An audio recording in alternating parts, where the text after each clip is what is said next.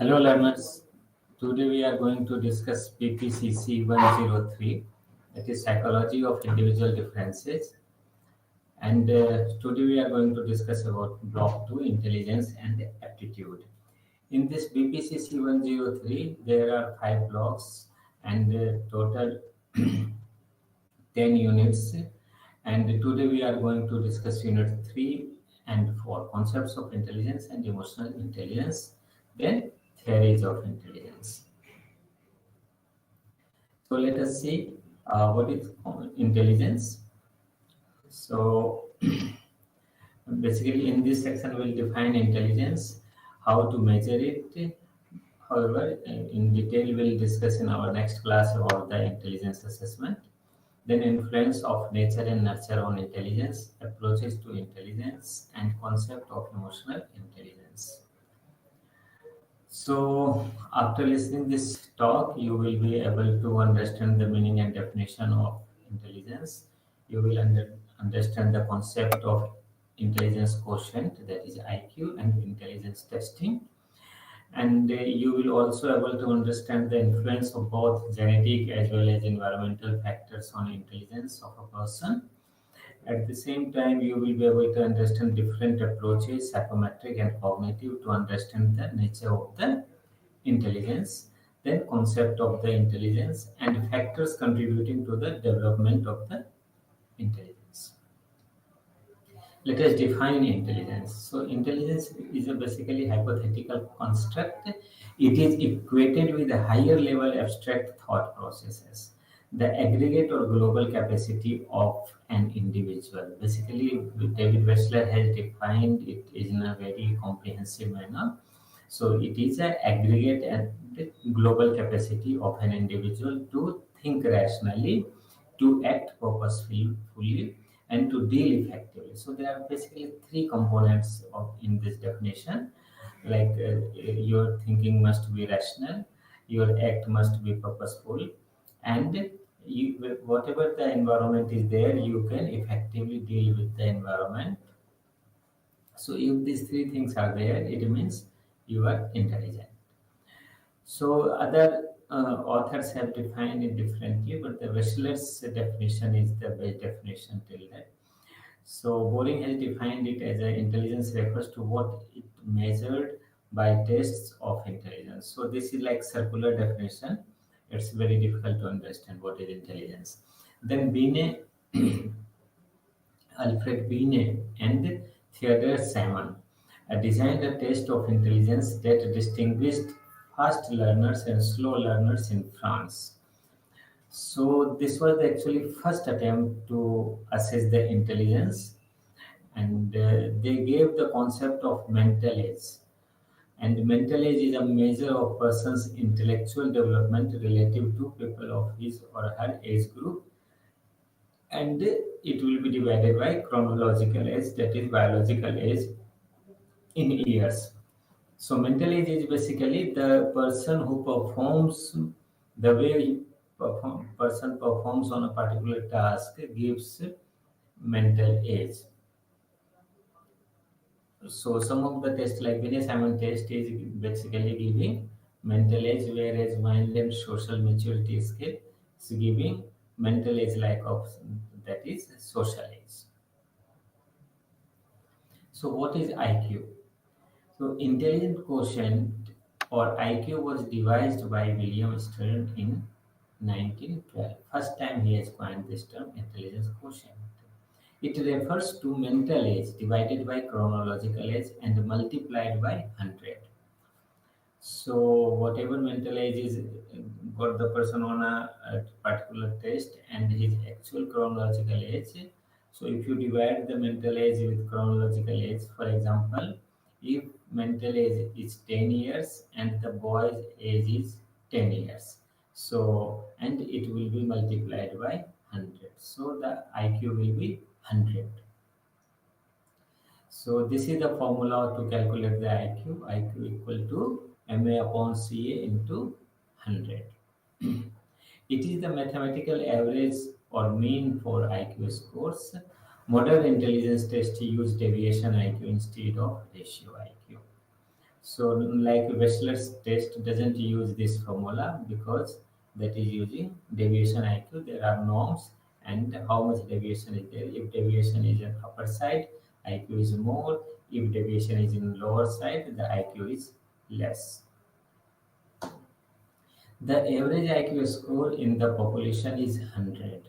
If you see this graph, so if you take the plus minus uh, one standard score, so it will come around 68% of the population, 34.1 plus 34.1. So, so around 61% of the 68% of the population is having average IQ, whereas 30.6% is having more than average IQ.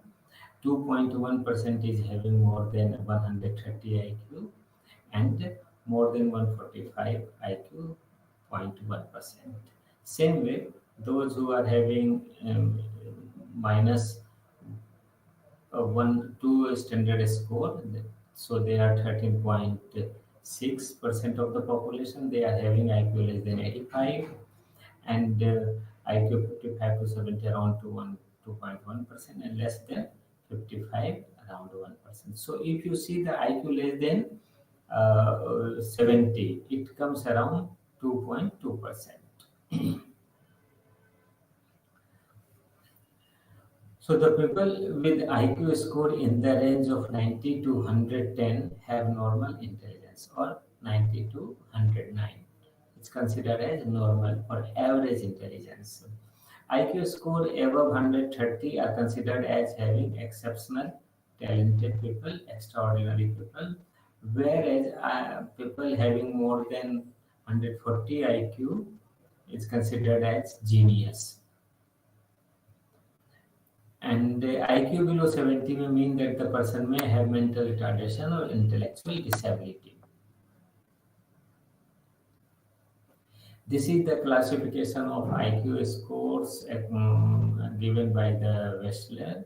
And if you use Wechsler intelligence scale, any test of Wechsler's, you will get scores, and you can interpret the score on the basis of the definition. So like IQ below 70, they are mentally retarded, or now we are calling it intellectual disability. Then 70 to 90 are considered as borderline intelligence. 80 to 89 considered as low average intelligence, whereas 90 to 109 considered as average intelligence. 110 to 119 are considered as high average. 120 to 130 are considered as superior, and above 30 are considered very superior. So actually 130 to 139 are considered very superior, and more than 140 considered genius. So there are no tests to assess the genius. So remember these scores. It will help you in understand any person's intellectual level. So now let us see the influence of nature and nurture on intelligence. Nature means the biological predisposition of the person. Nurture means the environment where the person is living. So if the environment is deprived, the manifestation of IQ may not be the true reflection of the person. So whether heredity or environment has the larger role in determining intelligence or an individual is a debatable issue, and this is known as nature and nurture controversy, or debate on intelligence. You might be knowing that the Watson, the behaviorist who claimed the role of nurture is more. So he told that if you give me 12 children, I'll make them what I want to make them. I'll make them doctor, engineer, another one as criminal. So, but he failed because it is a mixture of nature and nurture. So let us see the influence of nature on intelligence. So there are twin studies. Twin means the children who are born together.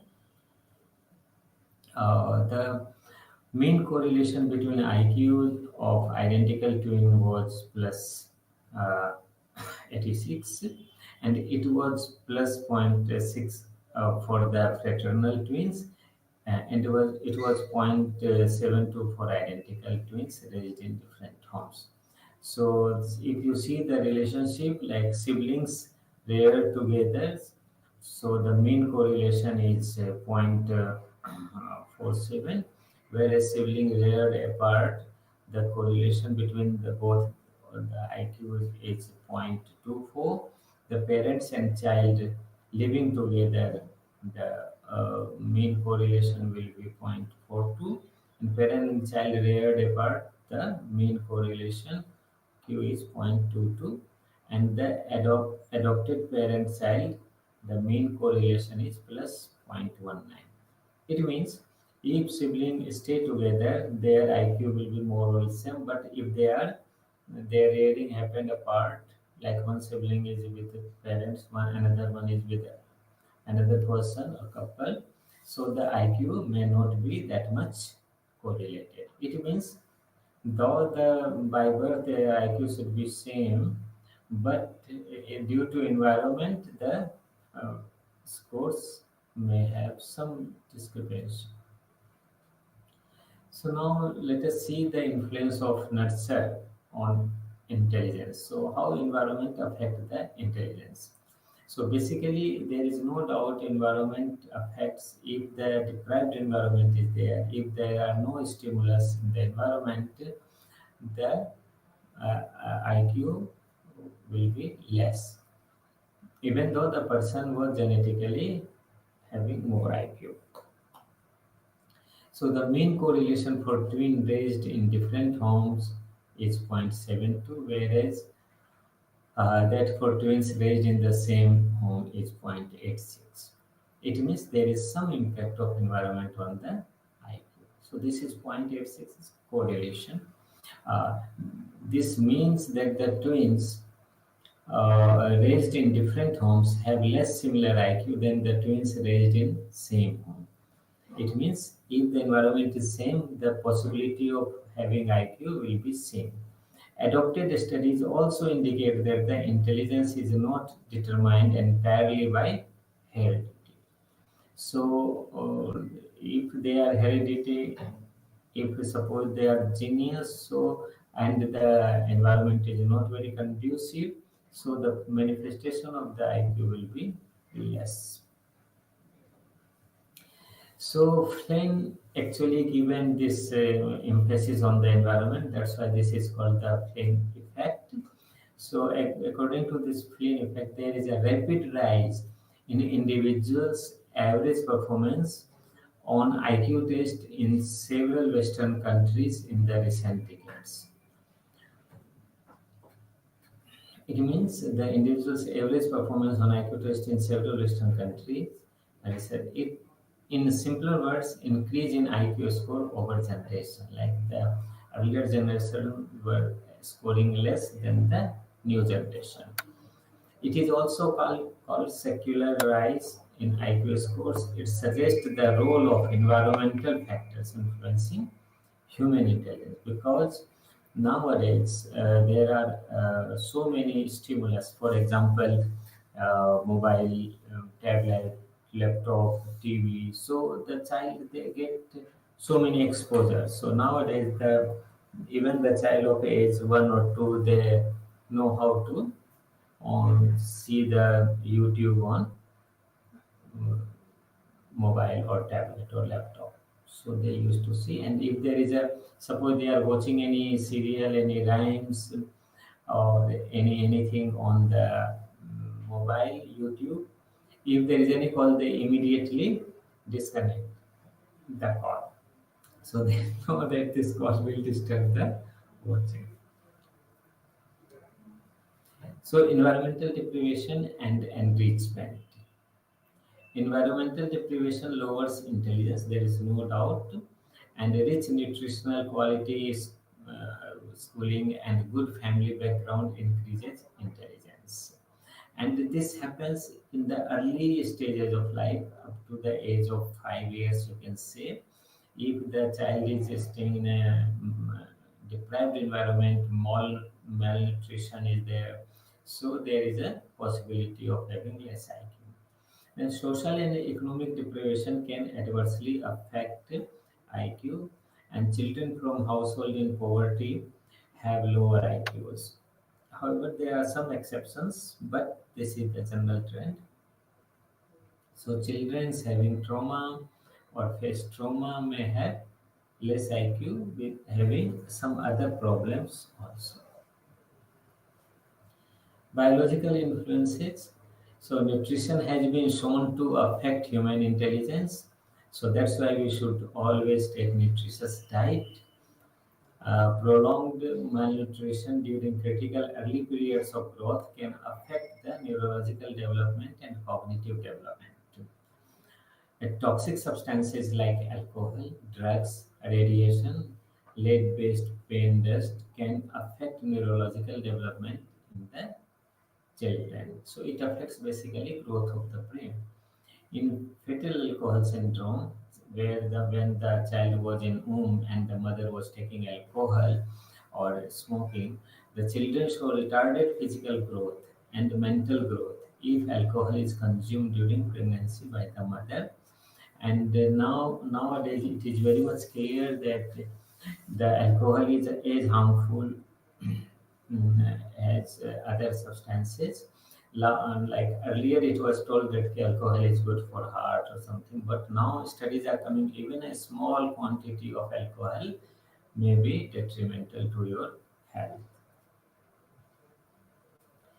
So, what are the approaches to intelligence? Let us see. One way to understand intelligence is through component psychometric approach, whereas another way is intellectual processes.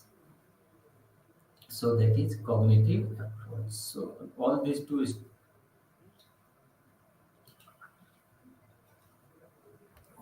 approaches will help us to understand the concept of intelligence. So let us see the first the psychometric approach. Charles Spearman has given two-factor theory of intelligence. One factor is Z factor, that is general factor, common mental functions to all performances, and another factor is S factor, which is specific factor, specifically related to each particular test or various activities of the person. So, this, according to Spearman, the intelligence test should have more component related to general factor than the specific factor. But Thurston criticized this two-factor theory, and he has given theory of primary mental ability. And according to him, there are 7 such abilities, not only just 2. And these 7 abilities are verbal comprehension, like grasping meaning of words, concepts, and ideas, and understanding the whatever the people are saying. Verbal fluency, like using words fluently and flexibly, like within a minute, how many words you can fluently recite or speak. Numerical ability, it is like solving numerical computation and arithmetic reasoning problems with speed and accuracy. So that is numerical ability. Spatial ability, that's like visualizing and manipulating objects, maze learning, remembering the ways or roads and the route of the places. Inductive reasoning, like ability to derive general rules and principles from presented facts. And memory, that is ability to recall information. And perceptual speed, the speed of perceiving the details. So these are the 7 abilities given by Thurston: verbal comprehension, verbal fluency, numerical abilities, spatial ability, inductive reasoning, memory, and perceptual speed. But Raymond B. Cater in 1963 has given again described intelligence from 2 points of view. One is crystallized intelligence, According to him, it consists of the knowledge a person has already acquired and the ability to use that knowledge whenever required. So basically, crystallized intelligence is consisting of the person's experiences and which he can use those experiences whenever it is required. The another thing is fluid intelligence. It is used when dealing with novel situations and problems. So there are no role of past experiences for fluid intelligence.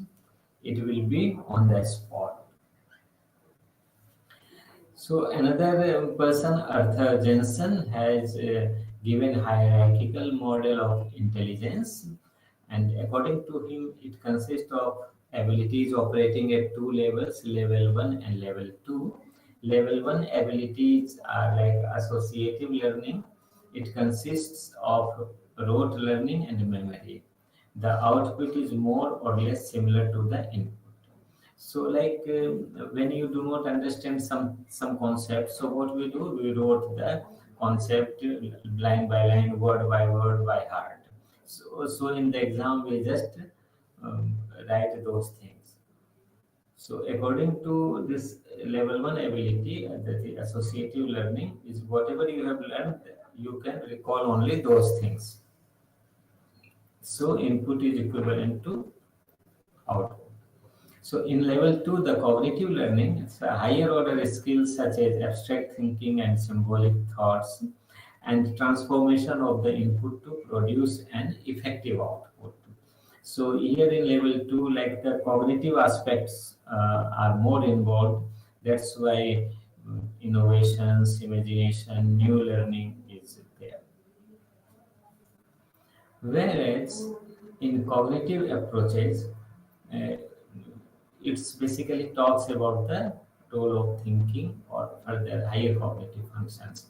So Robert Sternberg in 1985 given the model of information processing consisted of three types of components. So first is knowledge acquisition component, that is like encoding and comparing information. So where you just gain the knowledge from various sources, and then performance components like problem solving strategies and techniques, and metacognitive components like selecting a strategy and monitoring the progress of cognitive processes. So three basic types of intelligence as per Sternberg, like componential or analytic intelligence, the ability to think carefully, critically, and analytically. So, and then experiential or creative intelligence, that is focuses on insight and the ability to formulate new ideas. And third one is contextual or practical intelligence, like ability to deal with the environmental demands.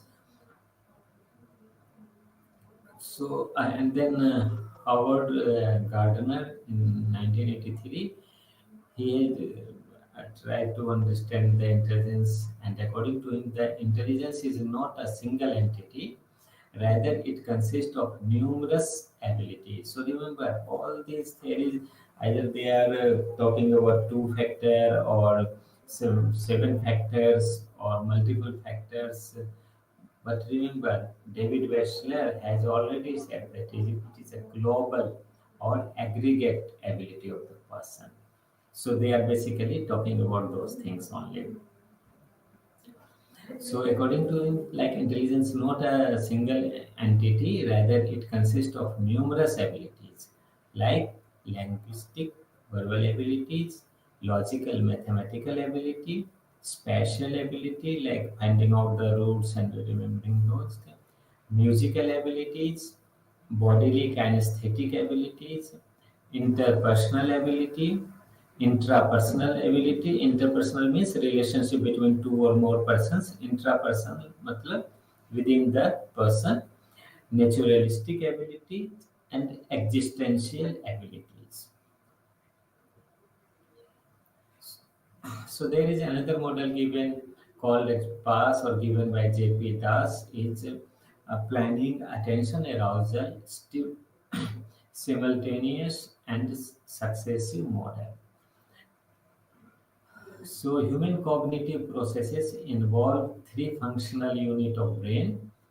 The first functional unit is responsible for arousal and attention.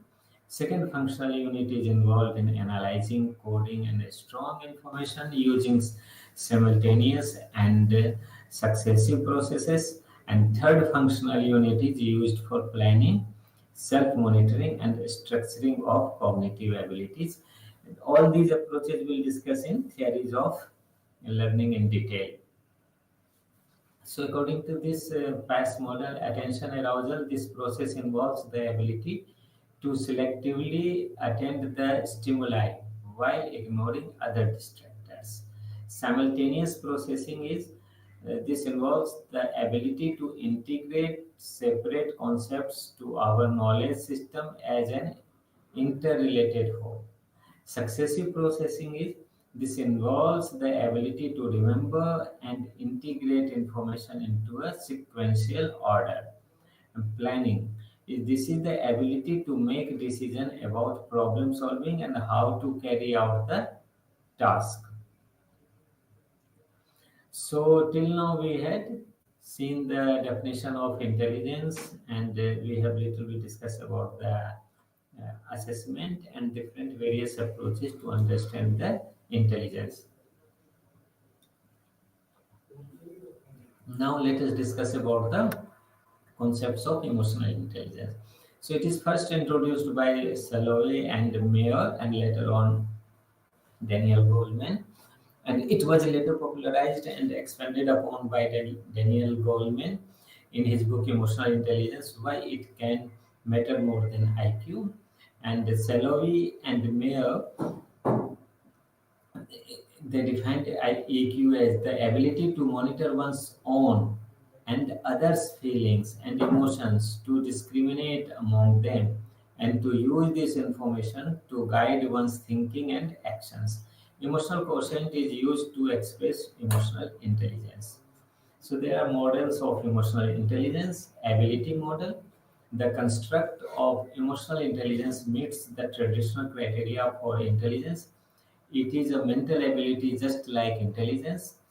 A Triad model like encompasses behavioral dispositions and self-perceived abilities. It is measured through self-report questionnaires. Mixed model, they mix the ability conception with personality traits and competencies such as optimism, self-esteem, and emotional self-efficacy. So basically, why the concept of emotional intelligence came, because it was seen that people who are having very good IQ, high IQ, and very good marks, they were topper, and they were doing very good business or in a job. They are managing the big companies well, but in managing the people, in managing their emotions, they are not so good. So that's why this concept came. So Mayer and Salovey's model of emotional intelligence, this is ability-based model. Emotional intelligence includes four types of ability. Perception of emotion. It includes the ability to identify and differentiate emotions in the self and others. Some of us may not be able to find out our emotional state. Use of emotion to facilitate thinking. This refers to using emotions to facilitate cognitive activities such as reasoning, problem solving, and interpersonal communication. Understanding and analyzing emotion. This is third quality. This includes the ability to comprehend the language and meaning of emotion, as well as an understanding of the antecedents of emotions. And the fourth one is reflective regulation of emotion. It includes the ability to regulate and modify an emotional response in oneself and others. So let us see the Goleman's theory of emotional intelligence. Goleman has given five essential components. First one is self-awareness. And remember, students, this is very important component in our life. We must be self-aware. What is going in our mind? What is going due to emotions or the states? How we are behaving? We should be aware about our own thinking, emotions, mood, actions, everything. It refers to the ability to recognize and understand one's mood, emotions, and drives as well as their effects on other people. Self regulation. It involves controlling or redirecting one's disruptive impulses and emotions. Third, motivation. It drives the individual to achieve things. Fourth, empathy. It is the ability to understand the emotions of other people as well as to feel what others are feeling. Social skills. It helps in managing relationship and building social network. Comprehensive performance tests of emotional intelligence. Mayer and Salovey Caruso Emotional Intelligence Test for adults, and another test is for youth. And problem with emotional testing is emotional tests do not show higher reliability and construct validity. Factors contributing to emotional intelligence. Nature nurture concept. Nature like individuals are born with a general emotional intelligence that determines their potential for learning the emotional competencies. Whereas nurture like emotional competency within each construct of emotional intelligence. Emotional competencies are not innate talents, but rather learned capabilities that must be worked on and can be developed to achieve outstanding performance. So we have completed the unit 3. Now we have to see the theories of intelligence. Hope you have understood the concept of intelligence and emotional intelligence.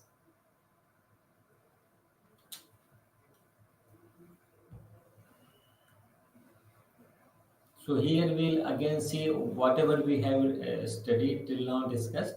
We'll see all this theory in detail now. So we'll learn about the psychometric approaches, information processing approach, cognitive approach to understand various theories of intelligence. So three main approaches for intelligence. Psychometric approach includes two-factor theory of Charles Spearman, fluid and crystallized intelligence of Cattell, G factor and crystallized factor, GF and GC model. Thurston's primary mental abilities, which talked about seven, and Guilford's structure of intellect model and Gardner's theory of multiple intelligence. Then information processing approach includes triarchic theory of Robert Sternberg and the past theory. And cognitive approaches include Jean Piaget's theory of intelligence. So in around 20 to 25 minutes, we will see all this theory in detail. So let us first see the Spearman's two-factor theory of intelligence. Charles Spearman, he used the techniques of factor analysis and correlational analysis to find out the G and S factor. G for general factor, S for specific factor. The two tests are mechanical, M, and N numerical, and the common factor in these tests is G, and the specific factors are specific mechanical and specific numerical, SM and SN. G and S factor of Spearman's two-factor theory. So G factor is common. It must be there in all specific factors. Like you see the overlapping of G factor in almost all specific factor. And S is a specific factor, mechanical, spatial, numerical, verbal. So whatever specific factor is there, G factor must be included in that. Thurston's theory of intelligence, Louis Leon Thurston, he talked about the intelligence is a composite of seven distinct primary mental abilities called PMA, primary mental abilities. So he pointed out that intelligence consists of a number of primary mental abilities, and these abilities are, as we had just now discussed, inductive reasoning, the ability to find rules, or the logical reasoning ability, or reasoning you can say. Memory, the ability to memorize and recall. Numerical abilities, the ability to solve arithmetic problem, to do simple calculations. Perceptual speed, the ability to visualize details rapidly. And spatial relations, the ability to understand relationship, root finding, etc. And verbal comprehension, the ability of reading comprehension, define and understand words, concepts, ideas. Verbal reasoning, understand the whatever others are saying, all these come under verbal comprehension. Then word fluency, the ability to produce words rapidly. So all these 7 factors, they decide about the intelligence, and they are called PMA, primary mental process. Whereas Guilford given a structure of intellect called SI, structure of intellect, SI theory. George Paul Guilford, 1897, he has said that the intelligence is a combination of multiple activity. It's not like as David Westler defined, aggregate or global. So same way, Guilford said that the intelligence is a combination of multiple activities. The model was based on factor analysis. He first proposed a model with 120 intellectual abilities and later on revised it to 180. So this model is represented as a cube with each of the 3 dimensions occupying one side. So that is 5 into 6 into 6, that is 180 specific abilities given by Guilford. This model is also called 3-dimensional model, represented in the form of a cube. So you will see the 3 dimensions of that cube. So 3 dimensions are contents, operations, and products. Under content dimensions, it includes following component: visual, auditory, symbolic, semantic, and behavioral. So these 5 components are included in content dimensions, whereas in operations dimension, it consists of 6 operations or general intellectual process. So cognition is the ability to understand, comprehend, discover, and become aware of information. So first component, operations component dimension is cognition. Another one is memory recording, the ability to encode information. Memory retention, that is the ability to recall information whenever the need is there. Divergent production, the ability to generate multiple solutions to a problem, creativity. Convergent production, the ability to reduce a single solution to a problem, rule following or problem solving. Evaluation, the ability to judge whether or not information is accurate. So what are these factors? Evaluation, convergent production, divergent production, memory retention, memory recording, and cognition. So these are the 6 operations dimensions. And if we see the products dimensions, so there are again 6 products dimensions with increasing complexity. So one is units, like represents a single item of information or knowledge. Then classes, a set of items that share some common attributes. So unit is simple and class is little complex. Then relations are more complex than classes. It represents a connection between items and variables. Systems are more complex than, let's say, so it's an organization of items or a network with interacting parts.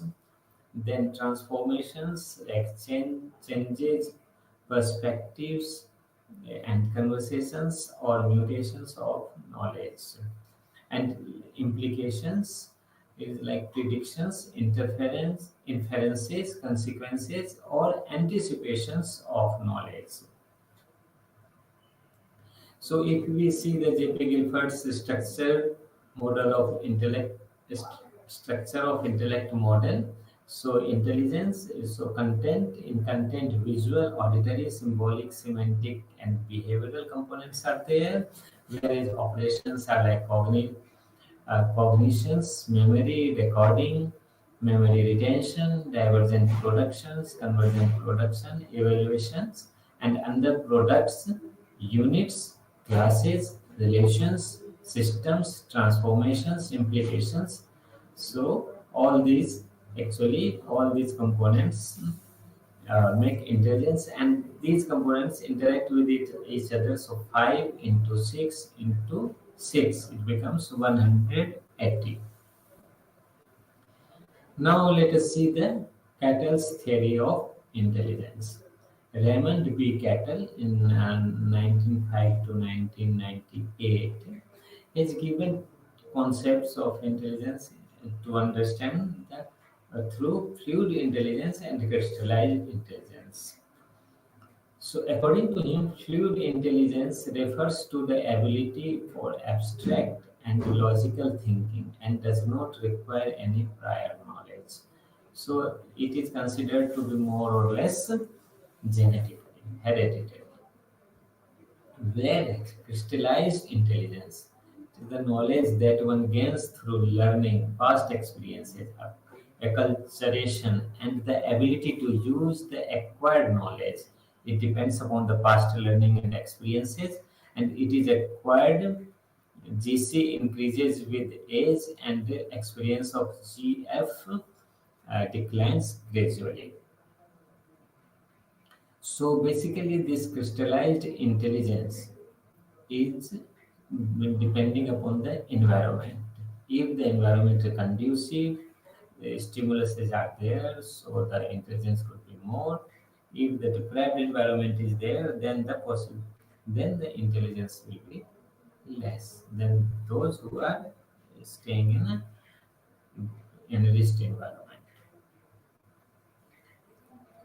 Gardner's theory of multiple intelligence. So Howard Gardner in 1983 initially proposed 8 types of intelligence, which later on he increased to 9. Initially he was just talked about the 8 types, but later on 9 types. The utility and value of each type of intelligence is culturally determined. So these 9 types of intelligence is basically determined by the culture, how useful it is for the culture, how valuable it is for that culture. So multiple intelligences, linguistic intelligence refers to the ability to use languages. Logical. So mathematical intelligence is the ability, logical mathematical intelligence is the ability to use logical reasoning and mathematical abilities. Musical intelligence is the ability to use rhymes, rhythms, sounds, patterns to create, compose, and perform music. Bodily kinesthetic intelligence is the ability to use and control one's body movements and actions. Spatial intelligence is the capacity to perceive, understand, and use spatial and visual information effectively. Interpersonal intelligence refers to the ability to understand others and social interaction, whereas intrapersonal intelligence is the ability to understand oneself and know one's thoughts, emotions, feelings, motives, and desires, and how these influence their behavior. Naturalistic intelligence is the ability to recognize and understand the various patterns in nature.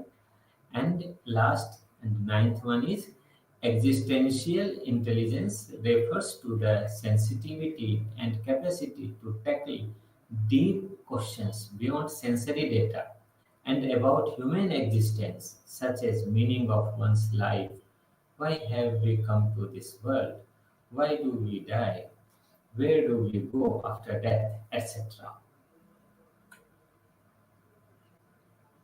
So Gardner's theory of multiple intelligences is basically like uh, linguistics, logical, musical, kinesthetic, spatial, naturalistic, existential, interpersonal, intrapersonal.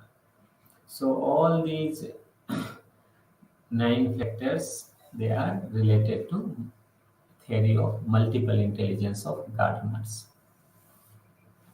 Now let us see the Sternberg's triarchic theory of intelligence.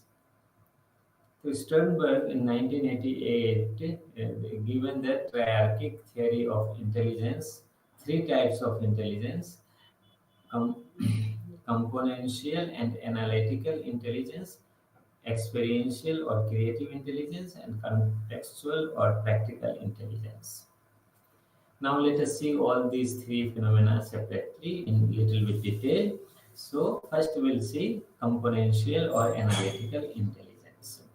It is to like the ability to break down the problem into components and analyze things for problem solving. So this is the, like if the problem is there, you divide the problem into different steps or parts or different units and solve the problem one by one, unit by unit. So this is the componential or analytical intelligence.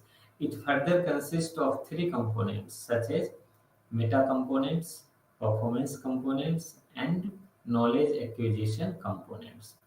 So what are the 3 components? Meta components, performance components, and knowledge acquisition components. Meta components are the executive parts which controls the other 2 components. Performance components help in performing a task or solving a problem, whereas knowledge acquisition components help in acquiring knowledge and uses different strategies for it. So these are the 3 components. Meta components, so basically controls all these 2 components, and performance components basically helps in problem solving, and knowledge acquisitions basically help in acquiring knowledge. Another component like experiential or creative intelligence, it refers to new ways of problem solving by engaging in divergent thinking. It includes 2 components, automation and novelty. Automation means some aspects of information processing are automated. They do not require much attention, effort, or energy, whereas contextual or practical intelligence, like it refers to the ability to use information to function effectively in life. It is also known as street smart or being high on common sense. It includes the components sub-theories of adaptation, shaping, and selection. Adaptation takes place when one makes changes within oneself to adjust to a new environment. Shaping up occurs when one changes one's environment according to his requirement. And selection is done when a completely new environment is replaced with the older ineffective one. So the 3 components like adaptation, first you try to adapt to the environment. Shaping, like you try to little bit modify the environment. And selection is like you change the environment. So you suppose if you are in a new situation, new job, new place, you try to adjust, and then you try to modify a little bit others also, environment also. And if you like still find difficulty in adjustment, so you change the environment, you try to get the another job.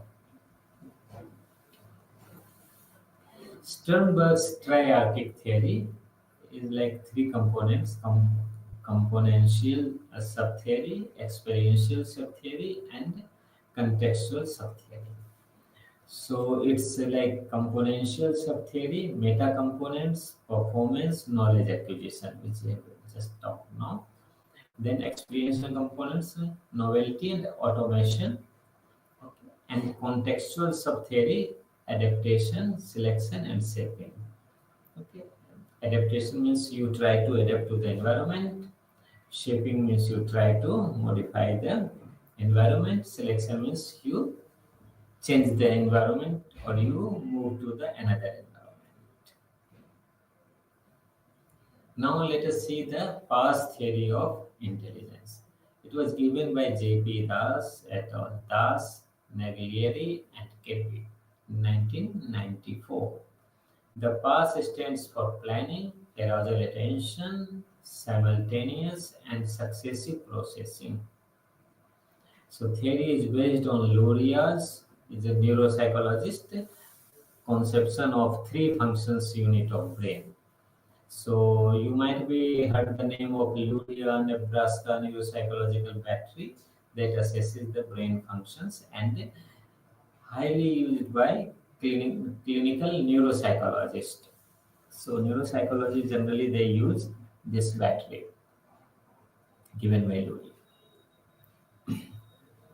So the first unit is concerned with cortical arousal and attention and is located in the brain stem and the reticular activating system. So you might have studied about the brain and you might be knowing that where is the cortex and the stem cell, brain stem and reticular formation. The second unit involves coding of information, either simultaneous or successive coding processing. Simultaneous processing of information is represented by a holistic or comprehensive approach to processing of information. It is associated with the occipital and parietal lobe of the brain. You might be knowing that there are four lobes of the brain: frontal lobe, parietal lobe, temporal lobe, and occipital lobe. So successive processing refers to a processing of information in a sequential way and is carried out by frontal temporal part of the brain. This third unit deals with planning, which include decision making, self-monitoring, self-regulation, and problem solving. It is broadly located in prefrontal area of the brain. So PASS model presents a comprehensive model of intelligence. It basically describes about the role of brain in intelligence. It integrates the neuropsychological aspects, cognitive and psychometric approaches to intelligence. So it is basically attempt to integrate neuropsychological aspect, psychometric aspect, and cognitive aspects of intelligence. It views intelligence in a contextual background through knowledge based. The Das Naglieri cognitive assessment system. So they have given one test also called CAS, CAS, cognitive assessment system. Is a comprehensive assessment that includes tests to assess each of the four components of the PASS model. It also provides remedial measures in case of processing difficulties. So if there is a information processing difficulties, so this test is also helpful in remedial measure like cognitive retraining. So you can understand this. There is an input. So arousal or attention, brain system, limbic system, they activate, and then planning, that is frontal lobe function, and that may to simultaneous and successive like occipital and parietal and temporal, and all these three affect each other then output. Now let us see the cross-cultural concepts of conception of intelligence. So what is cross-cultural conception? The concept of intelligence started from unitary notion to multiple intelligences that we have seen, and there are cultural differences in the conceptualization and expression of intelligence. And the Western culture views intelligence more in terms of abstraction and generalization, whereas non-Western cultures relate intelligence more to the social context. So, like in Western culture, if the person is street smart and the abstraction is very good, generalization abilities are good, so the person is considered intelligent. Whereas in Asian countries, especially in Asian countries and other non-Western cultures, the intelligence is more related to social context. If the person is not able to do his social responsibility, societal norms cannot be maintained, so the person considered as less intellectual. So intelligence is perceived on the background of societal factors. So in Indian context, it is viewed in terms of relations or sensitivity to the context. So if a person is not understanding the relation, not able to maintain the relation, not able to deal effectively with the relationship, or he's not very sensitive, so he may not be considered as an intellectual person. Indian notion of intelligence is multifaceted, which includes not only the cognitive component but also the emotional, social, and entrepreneurial competence. So, entrepreneurial competence, social competence, emotional competence, and so not only just cognitive. So the person is like the part of the society. The person is doing some business or in some job. The person is a member of family. So if the person is able to fulfill all these requirements, able to solve all these issues effectively, then the person is then the person is considered as intelligent. So not only cognitive components but emotional, social, and entrepreneurial competence.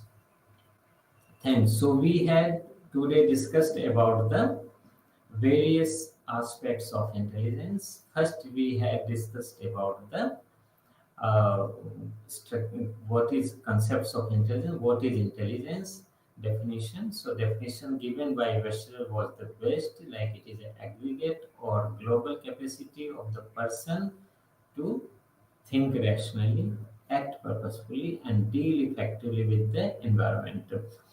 So almost all theories of intelligence is basically based on this, and this definition is the best definition. Then we had seen about the impact of heredity and environment on the intelligence, and basically it is a mixture of both. Like if the person is already having intelligence and then a person is getting good environment, conducive environment, but if the person is having less intelligence and getting good environment, may not be having that much more IQ.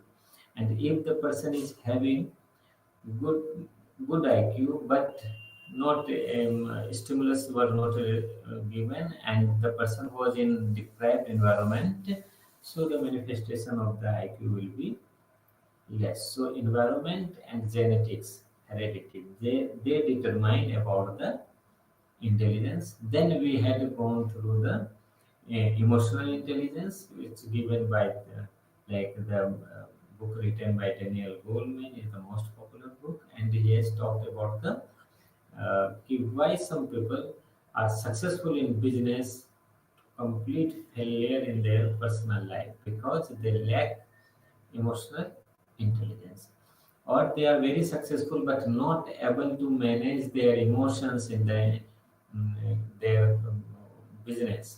They used to shout, they used to like had quarrel with their colleagues, with their subordinates. So all these things are basically related to emotional intelligence. Then we had discussed all the theories which we had discussed in detail and now, and some theories basically talks about the psychometric approach, and some theories actually talked about the uh, psychometric approach and cognitive approach. So, but all these theories basically they talk about the various aspects of the intelligence, and it is uh, very much important. Thank you.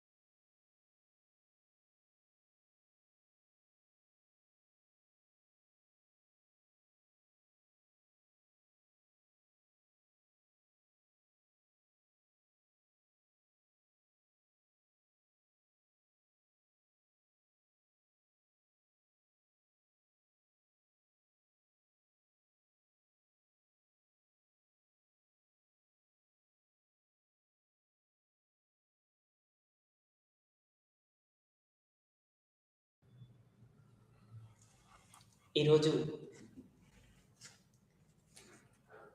ద్రవ్య విధానం, monetary policy.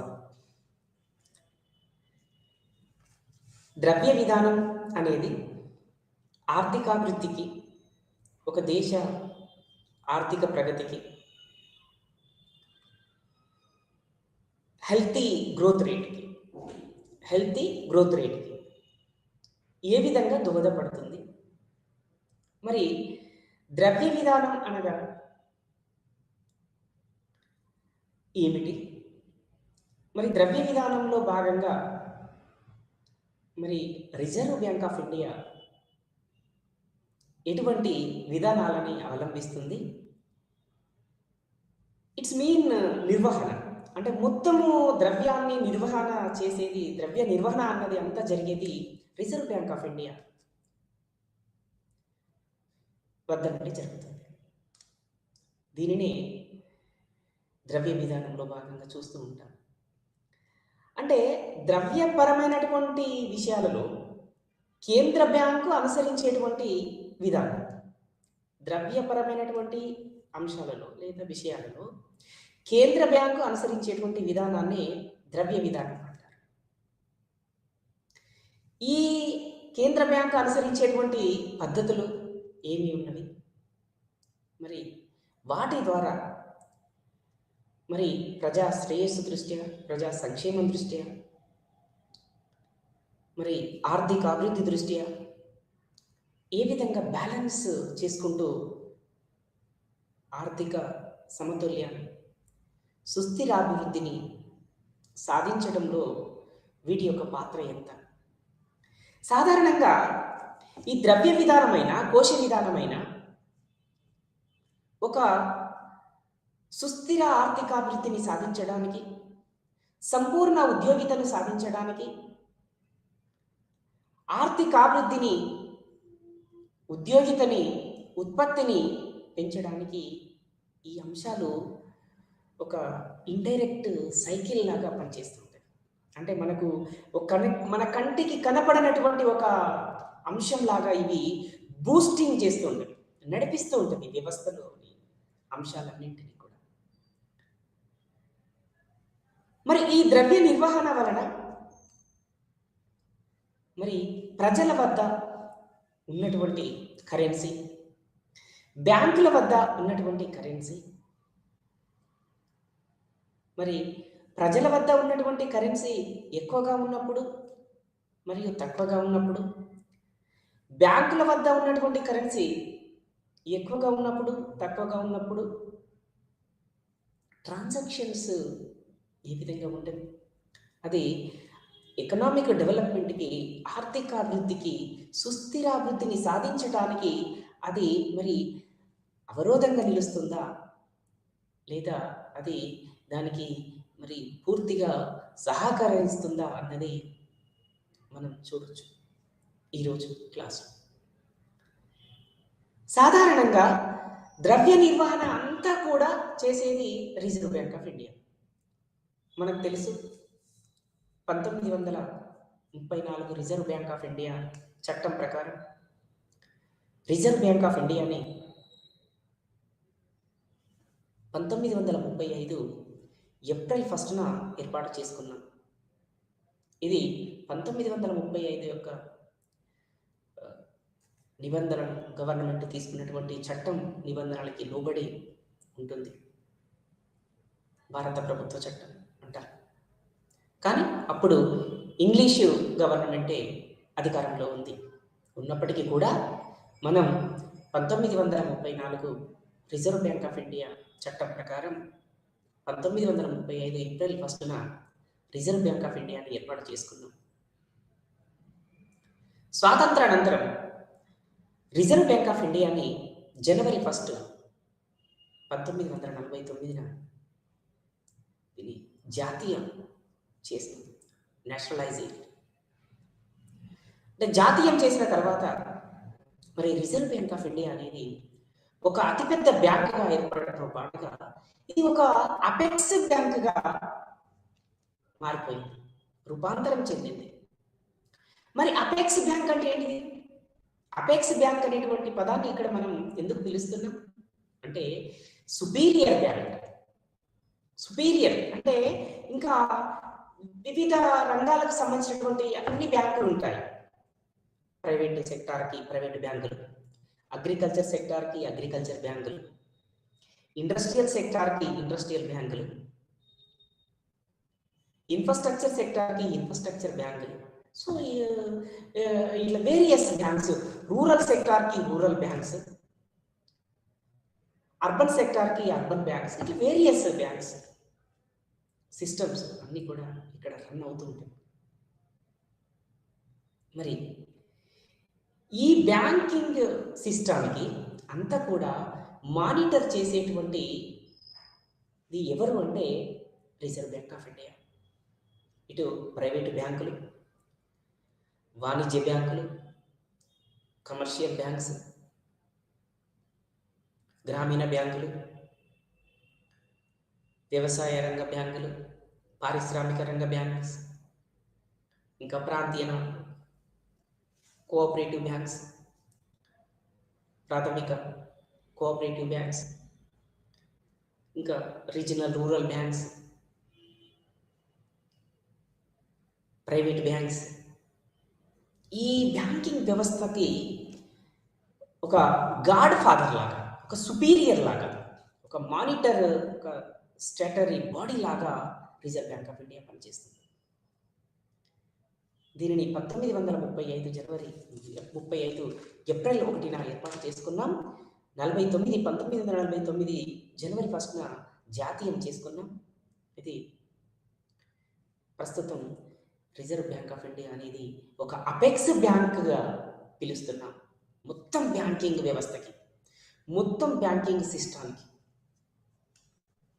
అంటే అన్ని బ్యాంకులకు సంబంధించినటువంటి ట్రాన్సాక్షన్స్ని monitor చేయడం, rules and regulations and guide లైన్స్ని issue చేయడం, మరి ఆయా బ్యాంకుల యొక్క పనితీరును అబ్జర్వ్ చేయడం, అవి రికార్డ్స్ భద్రపరుస్తున్నాయా, మరి రూల్స్ అండ్ రెగ్యులేషన్స్ని ఫాలో అవుతున్నాయా లేదా అన్నది ఈ సిస్టానికి సంబంధించినటువంటి అంతా కూడా reserve bank of India monitor చేస్తూ ఉంటుంది.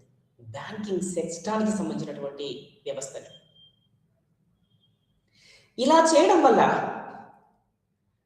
మరి గ్రామీణ ప్రాంతాలలో మరి వ్యవసాయదారులకి, పట్టణ ప్రాంతాలలో మరి పట్టణ ప్రజలకి వ్యవసాయ రంగం, పారిశ్రామిక రంగం, సేవల రంగం, వివిధ రంగాలలో పనిచేసేటువంటి శ్రామికులకి, ఉద్యోగస్తులకి వారి వారి కార్యకలాపాలు, వారి వారి యొక్క డిపాజిట్స్, వారి వారి యొక్క సేవింగ్స్, వారి వారి యొక్క రోజువారీ అవసరాల దృష్ట్యా మరి బ్యాంకులు వారి నుండి కావలసినటువంటి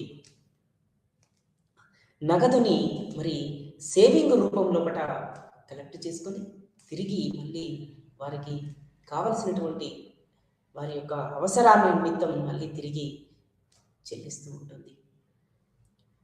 అంటే బ్యాంకు నిర్ణయించినటువంటి వడ్డీ రేటుతో పాటుగా చెల్లిస్తూ ఉంటుంది. ఇలా ఈ ట్రాన్సాక్షన్స్ ఇక్కడ జరుగుతుంది. ఇక బ్యాంకులు కూడా ఏం చేస్తుంటవి, ఇక్కడ బ్యాంకింగ్ సెక్టార్కి కస్టమర్స్కి మధ్యన జరుగుతుంది, వినియోగదారులకి మరియు ఖాతాదారులకి మరియు బ్యాంకులకి జరుగుతున్నటువంటి లావాదేవీలు ఎలాగైతే జరుగుతాయి అదేవిధంగా రిజర్వ్ బ్యాంక్ ఆఫ్ ఇండియా తోటి ఈ వివిధ బ్యాంకులన్నీ కూడా లావాదేవీలను కలిగి ఉంటాయి. అంటే సాధారణంగా మనలాంటి అభివృద్ధి చెందుతున్నటువంటి దేశాల్లో ద్రవ్య విధానం అనేది ఆర్థిక అభివృద్ధి రేటుని మరి ద్రవ్యోల్బణం తగ్గించడానికి, విదేశీ మారకపు నిల్వలను మరి సమతుల్యం చేయడానికి ఒక ప్రముఖమైనటువంటి పాత్ర పోషిస్తూ వస్తుంది. మరి ఆర్థికాభివృద్ధి లోపల ఈ ద్రవ్య విధానం కావచ్చు, కోశ విధానం కావచ్చు. మరి కోశ విధానం అనేటువంటిది పన్నులు కావచ్చు, ప్రభుత్వం చేసేటువంటి రుణం కావచ్చు, ప్రభుత్వం విధించేటువంటి పన్నులు కావచ్చు, ప్రభుత్వం చేసేటువంటి ఖర్చులు కావచ్చు, వ్యయం కావచ్చు, ప్రభుత్వం రాబట్టేటువంటి ఆదాయం కావచ్చు, వివిధ రంగాల నుండి, వివిధ వ్యక్తుల నుండి, వీటికి సంబంధించినటువంటి మొత్తం సిస్టానికి సంబంధించింది. అందుకే ఇటు ద్రవ్య విధానం, అటు కోశ విధానం, మానిటరీ పాలసీ, ఫిజికల్ పాలసీ, ఈ 2 విధానాలు కూడా ఒక ప్రతిష్టాత్మకమైనటువంటి పిల్లర్స్ లాగా ఎకనామీని నడిపిస్తుంటాయి, రన్ చేస్తుంటాయి. అంటే ఒక ఆర్థిక వ్యవస్థ ఒక పటిష్టవంతమైనటువంటి ఆర్థిక వ్యవస్థగా రూపాంతరం చెందడానికి, సుస్థిరమైనటువంటి ఆర్థికాభివృద్ధిని సాధించడానికి, సంపూర్ణ ఉద్యోగితను చేరుకోవడానికి, ఆర్థికాభివృద్ధిని రేటును పెంచడానికి, ఉత్పత్తి ఉద్యోగితని పెంచడానికి మరి ద్రవ్య విధానం, కోశ విధానం ఇవి ఒక మూల స్తంభాలలాగా ఉంటాయి. అంటే ఇక్కడ ఒక పటిష్టమైనటువంటి ఆర్థిక వ్యవస్థను ఏర్పాటు చేయడానికి, మరి పటిష్టవంతమైనటువంటి ఆర్థిక వ్యవస్థను ఏర్పాటు చేయడానికి అంటున్నాం అంటే ఇక్కడ మరి ఆర్థిక వ్యవస్థ లోపల మరి ద్రవ్య నిర్వహణ అన్నది కూడా అంతే పటిష్టంగా ఉండాలి. ఒకవేళ ఆ విధమైనట్టుగా ద్రవ్య విధాన వ్యవస్థ అన్నది, ద్రవ్య నిర్వహణ అన్నది లేనట్లయితే ఆర్థిక వ్యవస్థ లోపల ద్రవ్యోల్బణం కానీ ప్రతిద్రవ్యోల్బణం కానీ హెచ్చు మీరుతుంది, ప్రభుత్వాలపైన వ్యతిరేకత ఏర్పడుతుంది, ప్రజల లోపల ఒక రకమైనటువంటి ప్రభుత్వాలపైన హేళన భావం కలుగుతుంది. కాబట్టి ప్రభుత్వాలు ఆచితూచి పనిచేయాల్సిన సందర్భం. రిజర్వ్ బ్యాంక్ ఆఫ్ ఇండియా ఆచితూచి తదనుగుణంగా కాలానుగుణంగా ఆర్థిక కార్యకలాపాలను అనుసరించి మారుతున్నటువంటి పరిస్థితులకు అనుగుణంగా మరి వాటి యొక్క విధానాలను మార్చుకుంటూ వాటిని మార్పు తీసుకొస్తూ విధానాలని రూపొందిస్తూ వాటిని అమలు చేస్తూ వస్తుంది. కాబట్టి ఇక్కడ పూర్తిగా కూడా ద్రవ్య విధానం అనేది కేంద్ర బ్యాంకుకి సంబంధించినటువంటి, రిజర్వ్ బ్యాంక్ ఆఫ్ ఇండియాకి సంబంధించినటువంటి ఒక భావనగానే మనం చూడాలి. ఆర్థికాభివృద్ధిలో మరి వివిధ దేశాలలో కానీ, మరి అభివృద్ధి చెందుతున్నటువంటి దేశాలలో కానీ మరి ఆర్థికాభివృద్ధి సాధనకి ఇది ఒక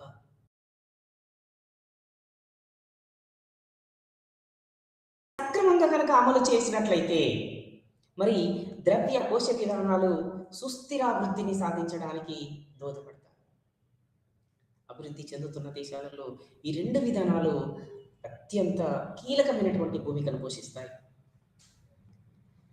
సాధారణంగా రిజర్వ్ బ్యాంక్ ఆఫ్ ఇండియా మరి బ్యాంకుల నుండి మరి వసూలు చేయడం, బ్యాంకు రేటు పెంచినప్పుడు, ఇంకా కొన్ని సందర్భాలలో రిజర్వ్ బ్యాంక్ ఆఫ్ ఇండియా కూడా నగదు నిల్వల నిష్పత్తిని పెంచుకోవడం కోసం క్యాష్ రిజర్వ్ రేషియోస్ అంటారు, బ్యాంక్ రేట్ అంటారు.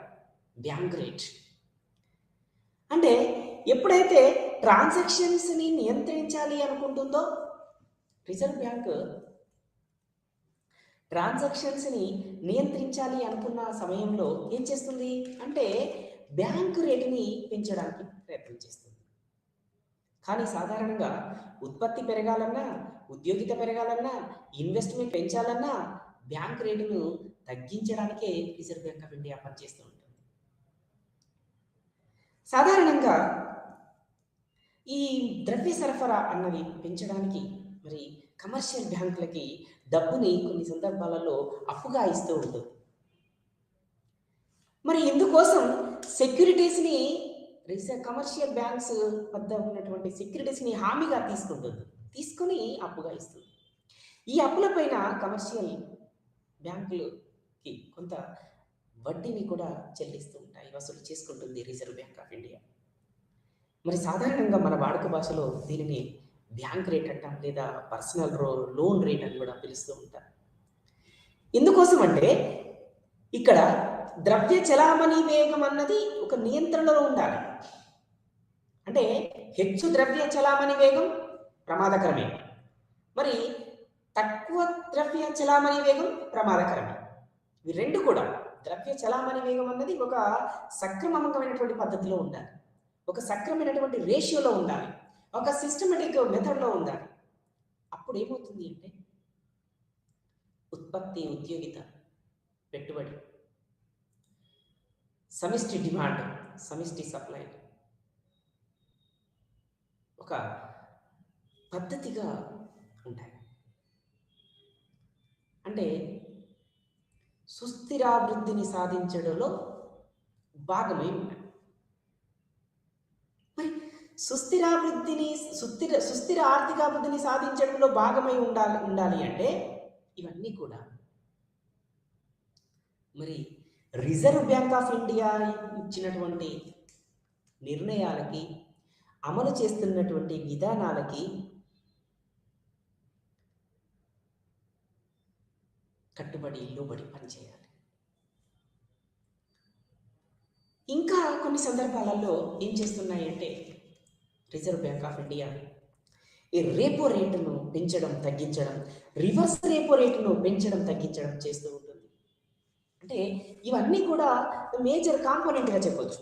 అంటే క్యాష్ రిజర్వ్ రేషియోస్ కావచ్చు, లేదా స్టాట్యూటరీ లిక్విడిటీ రేషియోస్ కావచ్చు, ద మార్జినల్ స్టాండర్డ్ ఫెసిలిటీస్ కావచ్చు. ఇవన్నీ కూడా సాధారణంగా marginal cost of funds based lending rate కావచ్చు, లేదా net demand and time deposits or liabilities NDTL కావచ్చు. వీటికి సంబంధించినటువంటి అన్ని అంశాలు కూడా రిజర్వ్ బ్యాంక్ ఆఫ్ ఇండియా యొక్క విధానాలపైనే బేస్ అయి ఉంటాయి. అంటే మనం అప్పుడప్పుడు రేపో రేట్ అంటే, రివర్స్ రేపో రేట్ అంటే ఎలా ఉంటుంది, రిజర్వ్ బ్యాంక్ ఆఫ్ ఇండియా వీటిని మారుస్తూ ఉంటుంది.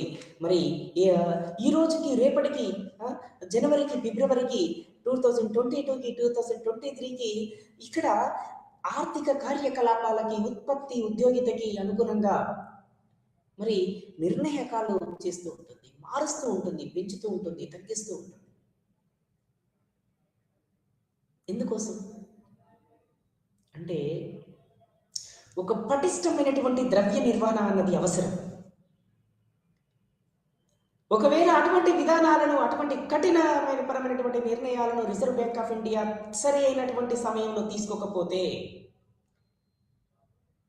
దాని యొక్క ఫలితం దేశ ఆర్థిక భవిష్యత్తు పైన పడేటువంటి ప్రమాదం ఉంటుంది. కాబట్టి అత్యంత కఠినంగానే ఈ నిర్ణయాలని అమలు చేస్తూ ఉంటుంది, విధానాలని మారుస్తూ ఉంటుంది, విధానాలని నిర్ణయిస్తూ ఉంటుంది. సాధారణంగా ఈ రేపో రేట్ అనేది బ్యాంకులు వాటి యొక్క షార్ట్ టర్మ్ గోల్స్ని, లక్ష్యాలని సాధించడం కోసం, ఫుల్ఫిల్ చేసుకోవడం కోసం ఆర్బీఐ దగ్గర నుండి డబ్బులు అప్పుగా తీసుకుంటాయి. అయితే ఇది అప్పుగా తీసుకునేటప్పుడు ఏం చేస్తుందంటే కొంత అప్రూవ్డ్ ప్రాపర్టీస్ని అక్కడ హామీగా చూపిస్తాయి. రిజర్వ్ బ్యాంక్ ఆఫ్ ఇండియాకి అప్రూవ్డ్ ప్రాపర్టీస్ని హామీగా చూపిస్తాయి. హామీగా చూపించి ఏం చేస్తాయి అంటే వాటికి కావాల్సినటువంటి కొంత మొత్తాన్ని అప్పుగా తీసుకుంటాయి. మరి తీసుకున్నటువంటి వాటిపైన ఏ రేటులో వడ్డీ రేటు అనేది ఉంటుంది అన్నది దానిని రేపో రేటు అంటూ ఉంటాం. అంటే ఇది సాధారణంగా 2 రోజుల నుండి 90 రోజుల మధ్య ఉండవచ్చు. ఎందుకంటే షార్ట్ టర్మ్ లక్ష్యాలకు అనేది చెప్తారు. ఇక్కడ మళ్ళీ దీర్ఘకాలికమైనటువంటి లక్ష్యాలు అంటే మళ్ళీ వేరే వస్తుంది, మళ్ళీ లాంగ్ టర్మ్ డిపాజిట్స్ వస్తుంది. కాబట్టి ఇక్కడ 2 రోజులకు నుండి 90 రోజుల మధ్య కాలానికి గాను షార్ట్ టర్మ్ అంటే స్వల్పకాలికమైనటువంటి లక్ష్యాలకి అనుగుణంగా కమర్షియల్ బ్యాంక్స్ కావచ్చు, ఇతరత్ర బ్యాంకులు కావచ్చు, వాటి దగ్గర ఉన్నటువంటి అప్రూవ్డ్ ప్రాపర్టీస్ని హామీగా రిజర్వ్ బ్యాంక్ వద్ద ఉంచి కొంత అప్పు తీసుకొచ్చుకుంటాయి. దీనిపైన కొంత రేటు, వడ్డీ రేటు అన్నది నిర్ణయిస్తూ ఉంటుంది రిజర్వ్ బ్యాంక్ ఆఫ్ ఇండియా. దీనిని రేపో రేటుగా మనం పిలుస్తాం. అదేవిధంగా రిజర్వ్ రేపో రేట్. మరి ఈ రిజర్వ్ రేటు, రేపో రేట్ అన్నది ఇక్కడ రేపో రేటు, రిజర్వ్ రేపో, రివర్స్ రేపో రేట్ పిలుస్తూ ఉంటాం. అంటే బ్యాంక్స్ వద్ద ఉన్నటువంటి ఏవైతే ఎక్సెస్ బాండ్స్ ఉంటాయో ఉన్నట్లయితేనే మరి వాటిని ఏం చేస్తున్నది, ఆర్బీఐ దగ్గర డిపాజిట్ చేస్తుంటాయి. ఎక్సెస్ బాండ్స్ కానీ, ఎక్సెస్ డిపాజిట్స్ కానీ కమర్షియల్ బ్యాంక్స్ వద్ద, ఇతరత్ర బ్యాంకుల వద్ద ఉన్నప్పుడు ఇవి రిజర్వ్ బ్యాంక్ వద్ద డిపాజిట్ చేస్తుంటాయి. చేసి ఏం చేస్తుంది, ఈ డిపాజిట్ల పైన ఆర్బీఐ కొంత వడ్డీ వీటికి చెల్లిస్తూ ఉంటుంది. దీనిని రివర్స్ రివర్స్ రెపో రేట్ అంటారు. అంటే రేపో రేట్కి ఇది రివర్స్గా జరుగుతూ ఉంటుంది. దీనిని రివర్స్ రేపో రేట్ అంటారు. దీనిని ఫిక్స్డ్ డిపాజిట్ ఇంట్రెస్ట్ రేట్ అని కూడా చెప్పుకోవచ్చు. మన వాడుక భాషలో, సాధారణ వాడుక భాషలో ఫిక్స్డ్ డిపాజిట్ ఇంట్రెస్ట్ రేట్గా పిలుచుకోవచ్చు. మనం సులభంగా కాన్సెప్ట్ను అర్థం చేసుకోవడానికి రేపో రేటుని కానీ రివర్స్ రేపో రేటుని కానీ, మరి రివర్స్ రేపో రేటుని ఏమని చెప్పుకున్నాం అంటే మామూలుగా గోల్డ్ లోన్ మనం ఖాతాదారులు వారి యొక్క డైలీ ఖర్చుల కోసం కావచ్చు, ఇతరత్ర చిన్న చిన్న స్వల్పకాలికమైనటువంటి ఖర్చుల కోసం కావచ్చు రుణాలను తీసుకొచ్చుకుంటాయి కమర్షియల్ బ్యాంకుల నుండి.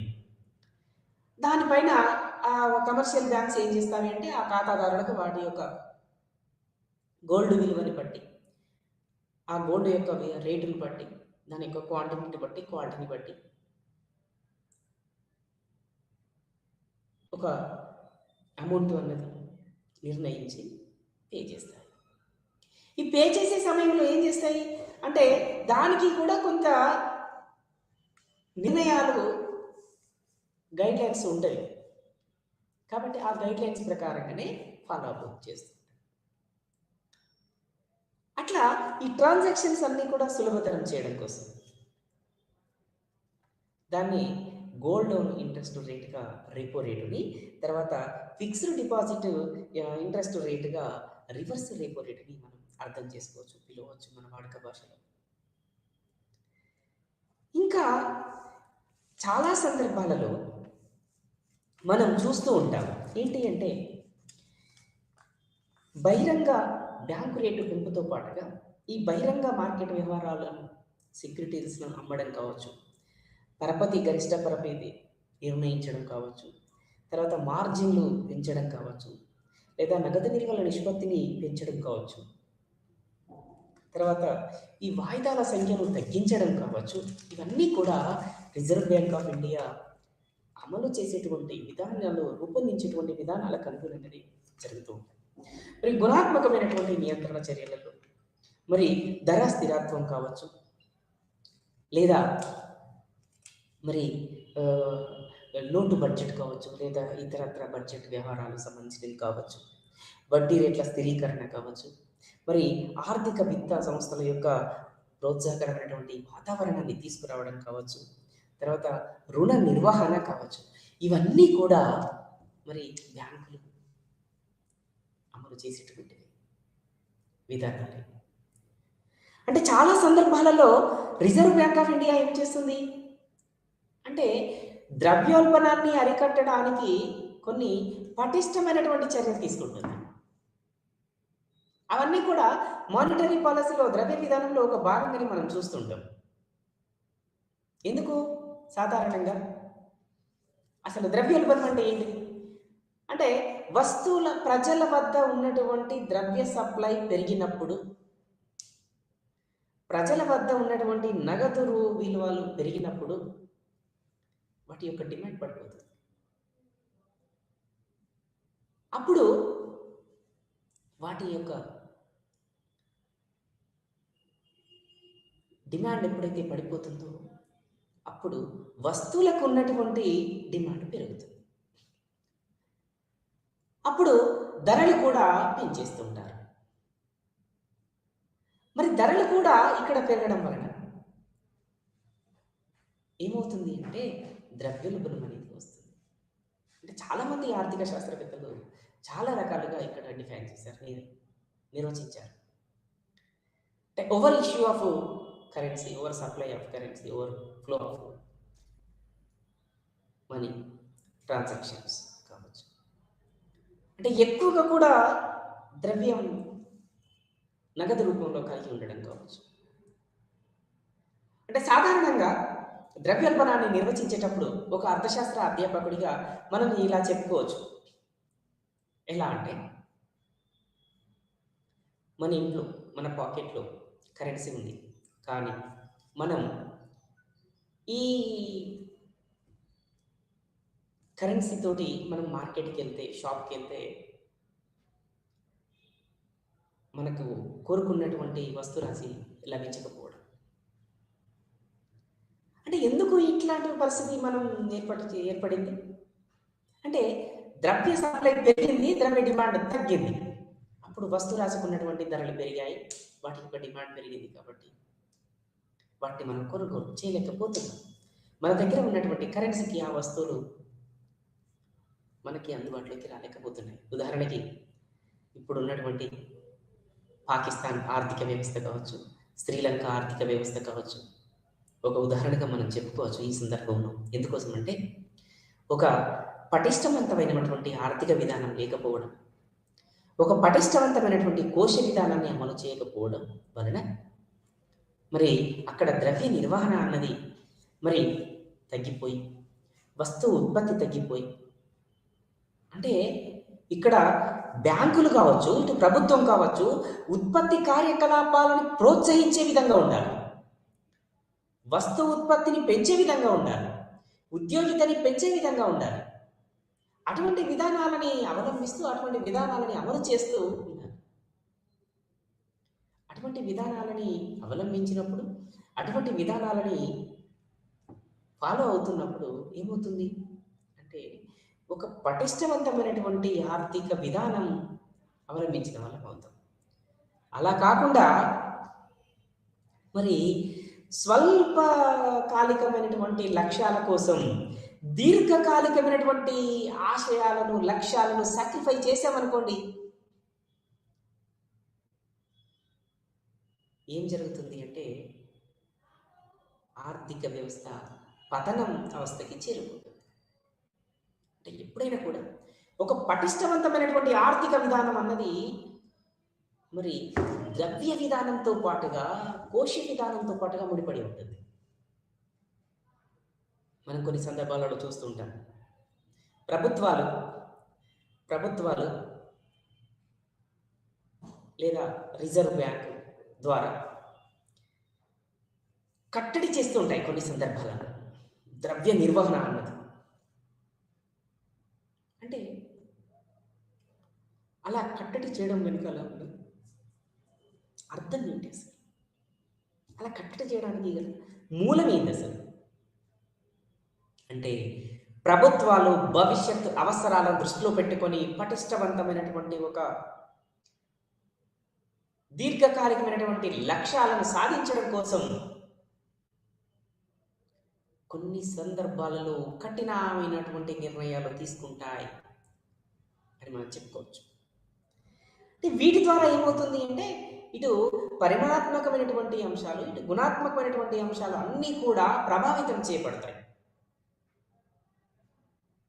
సాధారణంగా మరి రిజర్వ్ బ్యాంక్ మనీ సప్లైని నియంత్రిస్తూ, మానిటర్ చేస్తూ, ప్రజల వద్ద నుండి ఊహించిన మేరకు ద్రవ్య సప్లైని నియంత్రిస్తూ, స్థూల ఆర్థిక లక్ష్యాలకి అనుగుణంగా స్థూల ఆర్థిక విధానాలని చేరుకునే విధానంగా సుస్థిర ఆర్థికాభివృద్ధి, దీర్ఘకాలిక అభివృద్ధిని సాధించేందుకు గాను అవలంబించేటువంటి పద్ధతి, విధానాలని ఇక్కడ మనం ద్రవ్య విధానం అంటాం. మరి ఈ ద్రవ్య విధానం వలన ఆర్థికాభివృద్ధి జరగాలి, ఉద్యోగిత కల్పన పెరగాలి, ధరల స్థిరీకరణ జరగాలి, వ్యాపార చెల్లింపుల శేషం ఒక పటిష్టంగా ఉండాలి, మరి ఆర్థిక వ్యవస్థ సమతుల్యంలో ఉండాలి. సమతుల్యంలో ఉండాలి అంటే సమిష్టి సప్లై, సమిష్టి డిమాండ్లు బ్యాలెన్స్గా ఉండడం. అంటే ఒక పటిష్టవంతమైనటువంటి ఆర్థిక విధానాన్ని కనుక, ఒక పటిష్టవంతమైనటువంటి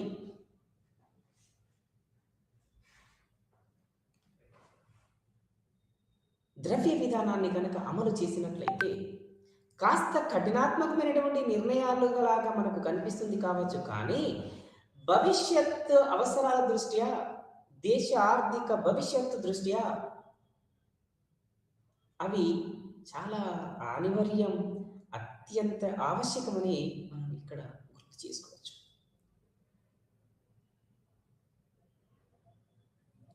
కాబట్టి చాలా సందర్భాలలో కూడా అంటే ఆర్థిక అభివృద్ధిని సాధించాలి, అనేటువంటిది ప్రభుత్వం ఒక రకంగా లక్ష్యాన్ని కలిగి ఉంటుంది. మరి ఆర్థిక అభివృద్ధి సాధించాలి అంటే ఏం కావాలి అంటే వ్యవసాయ రంగం అభివృద్ధి జరగాలి, పారిశ్రామిక రంగ అభివృద్ధి జరగాలి, సేవల రంగ అభివృద్ధి జరగాలి. అంటే పారిశ్రామిక సేవల రంగాలు ఏం కావాలి అంటే ఒక రకంగా బ్యాలెన్స్ కావాలి. ఇక్కడ వ్యవసాయ రంగం అభివృద్ధి చెందుతుంది, పారిశ్రామిక రంగం అభివృద్ధి చెందట్లేదు. పారిశ్రామిక రంగం అభివృద్ధి చెందుతుంది, వ్యవసాయ రంగం అభివృద్ధి చెందట్లేదు. ఇటువంటి అంశాలు ఏమవుతాయి అంటే ఆర్థిక వ్యవస్థకి దీర్ఘకాలిక లక్ష్యాలు సాధించడంలో ఆర్థిక వ్యవస్థని ఫెయిల్ చేస్తాయి. కాబట్టి మరి ఒక పటిష్టవంతమైనటువంటి ఆర్థిక విధానాన్ని, ఆర్థిక వ్యవస్థని రూపొందించుకోవాలి అంటే మరి ఖచ్చితంగా కఠినపరమైనటువంటి నిర్ణయాలని రూపొందిస్తూ అమలు చేసుకోవాల్సిన సందర్భం అనివార్యం ఈరోజు. ఎందుకు అంటే మనం చూస్తున్నాం, చదువుతూ ఉన్నాం, న్యూస్లో వింటూ ఉన్నాం, భారతదేశ ఆర్థిక వ్యవస్థ ఏ విధంగా రూపాంతరం చెందుతూ వస్తుంది, ఏ విధంగా మారుతూ వస్తుంది. ఇటీవలి కాలంలో కూడా మరి ఏ విధంగా ఆర్థిక వ్యవస్థలో మార్పులు వచ్చాయి. నీతి ఆయోగ్ ఏర్పడిన తర్వాత తీసుకునేటువంటి విధానాల నిర్ణయాలు, వాటి యొక్క అమలు ఏ విధంగా ఉంది. దాని ద్వారా వ్యవసాయ రంగాభివృద్ధి, పారిశ్రామిక రంగాభివృద్ధి, సేవల రంగాభివృద్ధి, గ్రామీణ ప్రాంతాల అభివృద్ధి అన్నది ఏ విధంగా ప్రభావితం చేయబడుతుంది అన్నది అత్యంత కీలకమైనటువంటి అంశంగా ఇక్కడ చూడొచ్చు మనం. ఆ తర్వాత ఉద్యోగిత కల్పన. మరి ఉద్యోగిత కల్పన అంటే ఉపాధి అవకాశాలు మెరుగుపరచుకోవడం. ఉపాధి అవకాశాలు మెరుగుపరచడం ద్వారా ప్రజల యొక్క జీవన ప్రమాణ స్థాయిలు పెరుగుతాయి. ప్రజల యొక్క తలసరి జీవన ప్రమాణ స్థాయిలు ఎప్పుడైతే పెరగడం మొదలవుతుందో అప్పుడు వారికి మరి భవిష్యత్తు పైన ఎక్కువగా కూడా నమ్మకం ఉండడం జరుగుతుంది. దీని ద్వారా ఏమవుతుంది అంటే ఒక విధానాల అమలు అనేది కూడా ఒక సమతుల్యానికి దారితీస్తుంది. అందుకే ద్రవ్య నిర్వహణ అన్నది అత్యంత కీలకమైనటువంటి అంశంగా మనం చూడొచ్చు.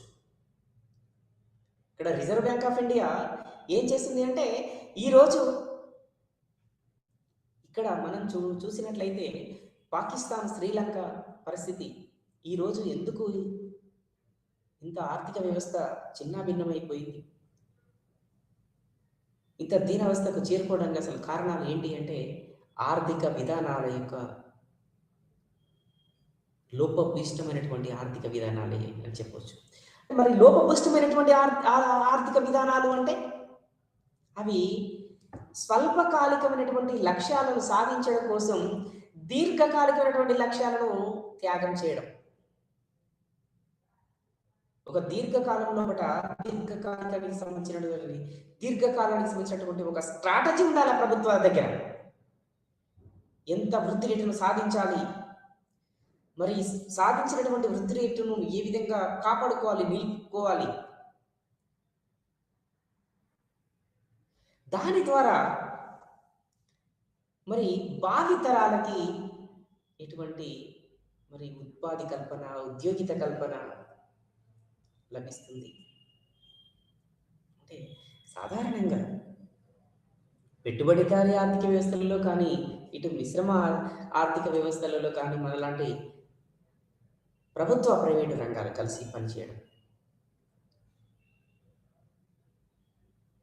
అంటే ఈ ప్రభుత్వ ప్రైవేటు రంగాలు కలిసి పనిచేస్తున్నప్పుడు సాధారణంగా ఏమవుతుంది అంటే ఇటు ప్రైవేటు రంగం పూర్తిగా లాభాపేక్షతోటి, ప్రభుత్వ రంగం ప్రజా శ్రేయస్సుతోటి పనిచేస్తూ ఉంటుంది.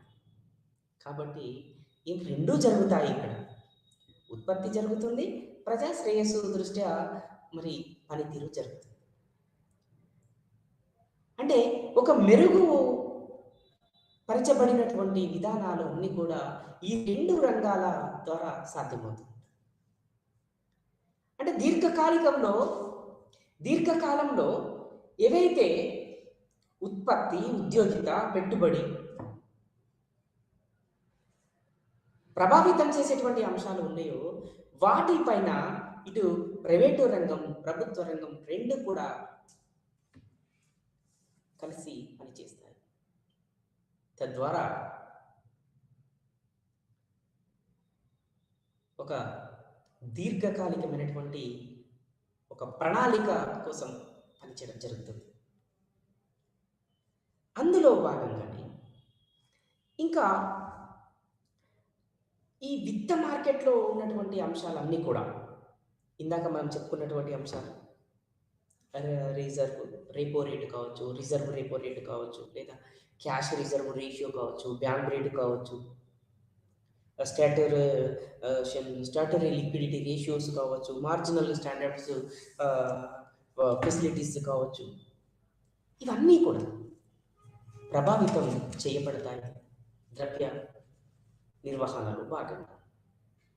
అందుకే రిజర్వ్ బ్యాంక్ ఆఫ్ ఇండియాని ఇక్కడ మనం అపెక్స్ బ్యాంక్ అని పిలుచుకోవడం జరుగుతుంది. అపెక్స్ బ్యాంక్, సుపీరియర్ బ్యాంక్ అని పిలుచుకుంటాం. అంటే ఇక్కడ ఎందుకు సుపీరియర్ బ్యాంక్ అని పిలుచుకోవడం జరుగుతుంది అంటే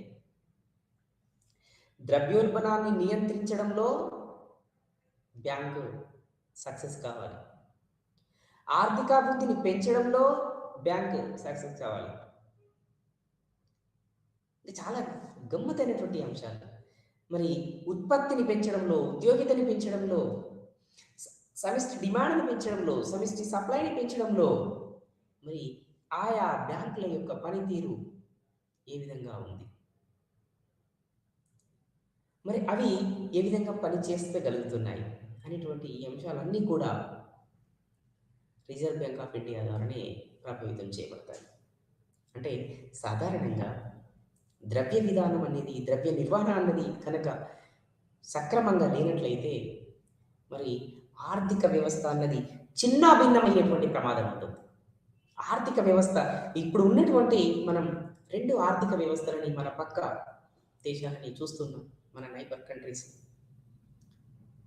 అంటే ఏ విధంగా ఒక దీర్ఘకాలికమైనటువంటి లక్ష్యాలు లేకుండా ప్రభుత్వాలు పనిచేస్తాయో అప్పుడే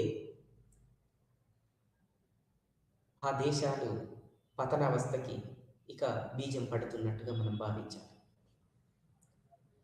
అంటే దీర్ఘకాలికమైనటువంటి లక్ష్యాలు అనేటివి ఏ విధంగా ఉత్పత్తిని పెంచాలి, ఉద్యోగితని పెంచాలి, ప్రజల జీవన ప్రమాణ స్థాయిని, తలసరి ఆదాయ స్థాయిని, వినియోగ స్థాయిని, పెట్టుబడి స్థాయిని, డిమాండ్ స్థాయిని పెంచుకుంటూ పోవాలి. అంటే ఈ అంశాలన్నీ కూడా ఒక మనకి ఒక క్లాక్లో నంబరింగ్ ఎలా 1, 2, 3, 4, 5 అప్ టు 12 వరకు అయితే ఏ విధంగా ఈ నంబరింగ్ ఉంటుందో అలా ఒక నంబర్ అనేది ఇంకొక నంబర్ని ఏ విధంగానైతే రిఫ్లెక్ట్ చేస్తుందో మనకి ఎగ్జాక్ట్లీ టైం తెలవాలి అంటే అక్కడ ఉన్నటువంటి 3 అవి మనం ఏమంటాం, మనకు ఒక క్లాక్లో మనకి సమయాన్ని చూపించేటువంటి ఆ ముళ్ళులు 3 కూడా ఒక క్రమ పద్ధతిలో పనిచేయాలి. అంటే ఒక సక్రమంగా పనిచేయాలి, వాటిని యొక్క డ్యూటీస్ని అవి ఫుల్ఫిల్ చేయాలి. అప్పుడు మాత్రమే పటిష్టవంతమైనటువంటి ఆర్థిక విధానాలకు అంకురార్పణ జరుగుతుంది. తద్వారా దీర్ఘకాలిక లక్ష్యాలను సాధించడానికి అనుకూలం ఏర్పడుతుంది.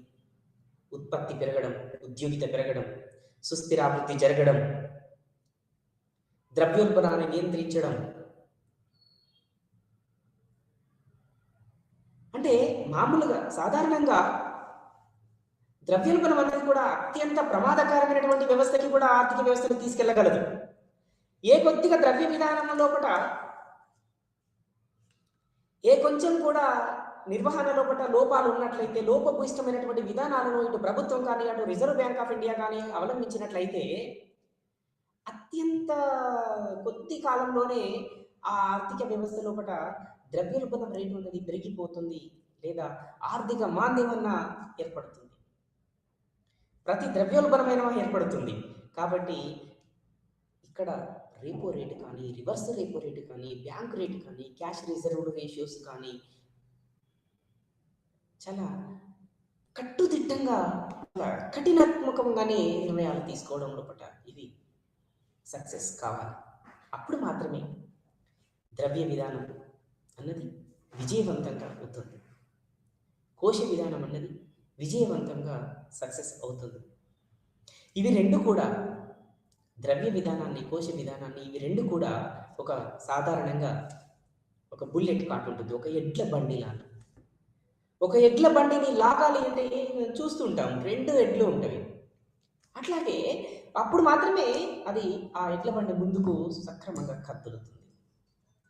అంటే ఇక్కడ 2 ద్రవ్య విధానం, కోశ విధానం ఆర్థిక వ్యవస్థని లాగడానికి, ముందుకు లాగడానికి, ఒక సక్రమ పద్ధతిలో ముందుకు లాగడానికి ఇవి పనిచేస్తుంటాయి. వీటిని ఇవి నిర్వహిస్తుంటారు. ఈ ద్రవ్య నిర్వహణ అన్నది ఎవరు చేస్తుంటారు? ద్రవ్య సప్లై, ద్రవ్య డిమాండ్ అన్నది మరి ఏ విధంగా మానిటర్ చేయబడుతూ ఉంటుంది. అందులో భాగమే ద్రవ్య సప్లై నియంత్రణ కానీ, ద్రవ్య డిమాండ్ నియంత్రణ కానీ, మరి ఇవన్నీ కూడా ఇందులో భాగమే.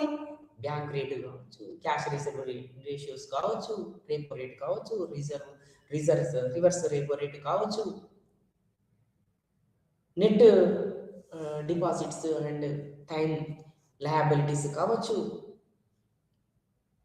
ఎన్డిటిఎంస్ టీసీ కావచ్చు, ఎన్డిటిఎన్ కావచ్చు.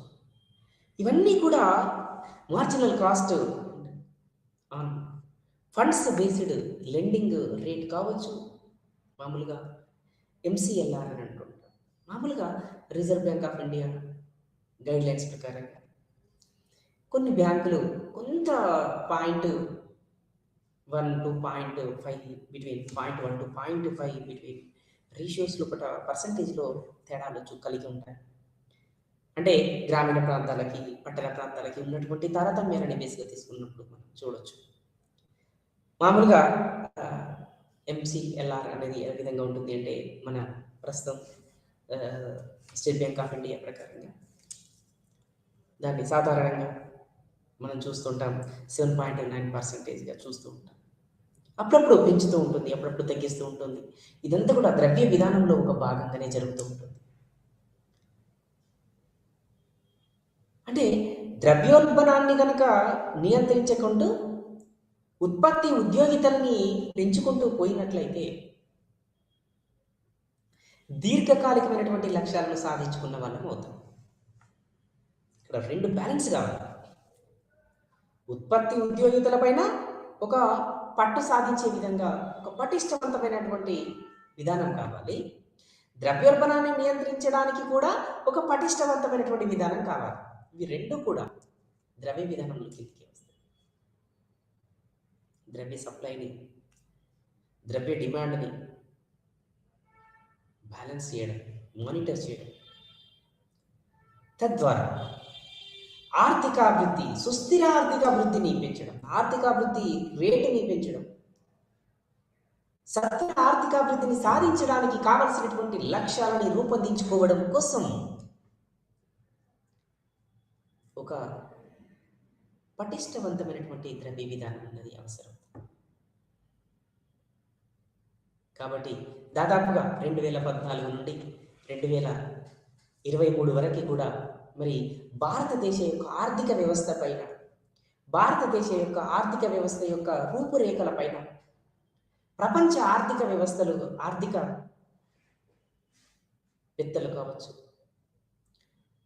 ఇతర దేశాల యొక్క నిపుణులు కావచ్చు, ఆర్థిక నిపుణులు కావచ్చు, మరి భారతదేశ ఆర్థిక వ్యవస్థ పైన ఏ విధంగా వాళ్ళు ఇప్పుడు కొనియాడుతున్నారు, ఎందుకు ఇటువంటి ఒక ప్రత్యేకమైనటువంటి ఒక గుర్తింపు భారతదేశానికి వస్తుంది అంటే కారణం ఇక్కడ ద్రవ్య నిర్వహణ అన్నది, కోశ విధాన పరిణామ క్రమం అన్నది, ద్రవ్య విధాన పరిణామ క్రమం అన్నది ఒక ఒక సక్రమైనటువంటి పద్ధతిలో ఒక సిస్టమేటిక్గా దాన్ని డెవలప్ చేసుకుంటూ పోవడం జరుగుతుంది. ఉత్పత్తిని పెంచడం కోసం, ఉద్యోగితని పెంచడం కోసం, ఉపాధి అవకాశాలు మెరుగుపరచడం కోసం తీసుకునేటువంటి చర్యలన్నీ కూడా మరి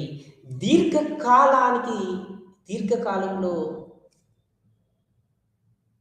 లక్ష్యాలను చేరుకోవడానికి మనం చేసేటువంటివి. కాబట్టి ఈరోజు మరి ప్రపంచ దేశాలన్నీ కూడా భారత్ ఒక అగ్ర దేశంగా ఎదుగుతుంది అని కొనియాడుతున్నాయి. అంటే ఇక్కడ మనం చూడాల్సింది ఏంటిది అంటే పటిష్టవంతమైనటువంటి ద్రవ్య విధానం, పటిష్టవంతమైనటువంటి కోశ విధానాలు ఇక్కడ మరి అమలు చేయబడుతున్నాయి అని మనం అనుకోవాలి. ఇవి ఒక పద్ధతిగా, ఒక సిస్టమేటిక్గా అమలు చేయబడినట్లయితే ఉపాధి పెరుగుతుంది, ఉద్యోగిత పెరుగుతుంది, సమ్మిళిత వృద్ధి జరుగుతుంది, సుస్థిర ఆర్థికాభివృద్ధి జరుగుతుంది, పెట్టుబడి పెరుగుతుంది, సమిష్టి డిమాండ్ పెరుగుతుంది, సమిష్టి సప్లై పెరుగుతుంది. తద్వారా సత్వర ఆర్థికాభివృద్ధి అనేది జరుగుతుంది. అంటే ఇక్కడ సుస్థిర ఆర్థికాభివృద్ధి భాగమే, సత్వర ఆర్థికాభివృద్ధి కూడా భాగమే. అంతేకాదు ప్రాంతీయ అభివృద్ధి కూడా భాగమే. మనలాంటి దేశాలకైతే అంటే అతి పెద్ద ఆర్థిక వ్యవస్థ భారతదేశ ఆర్థిక వ్యవస్థ.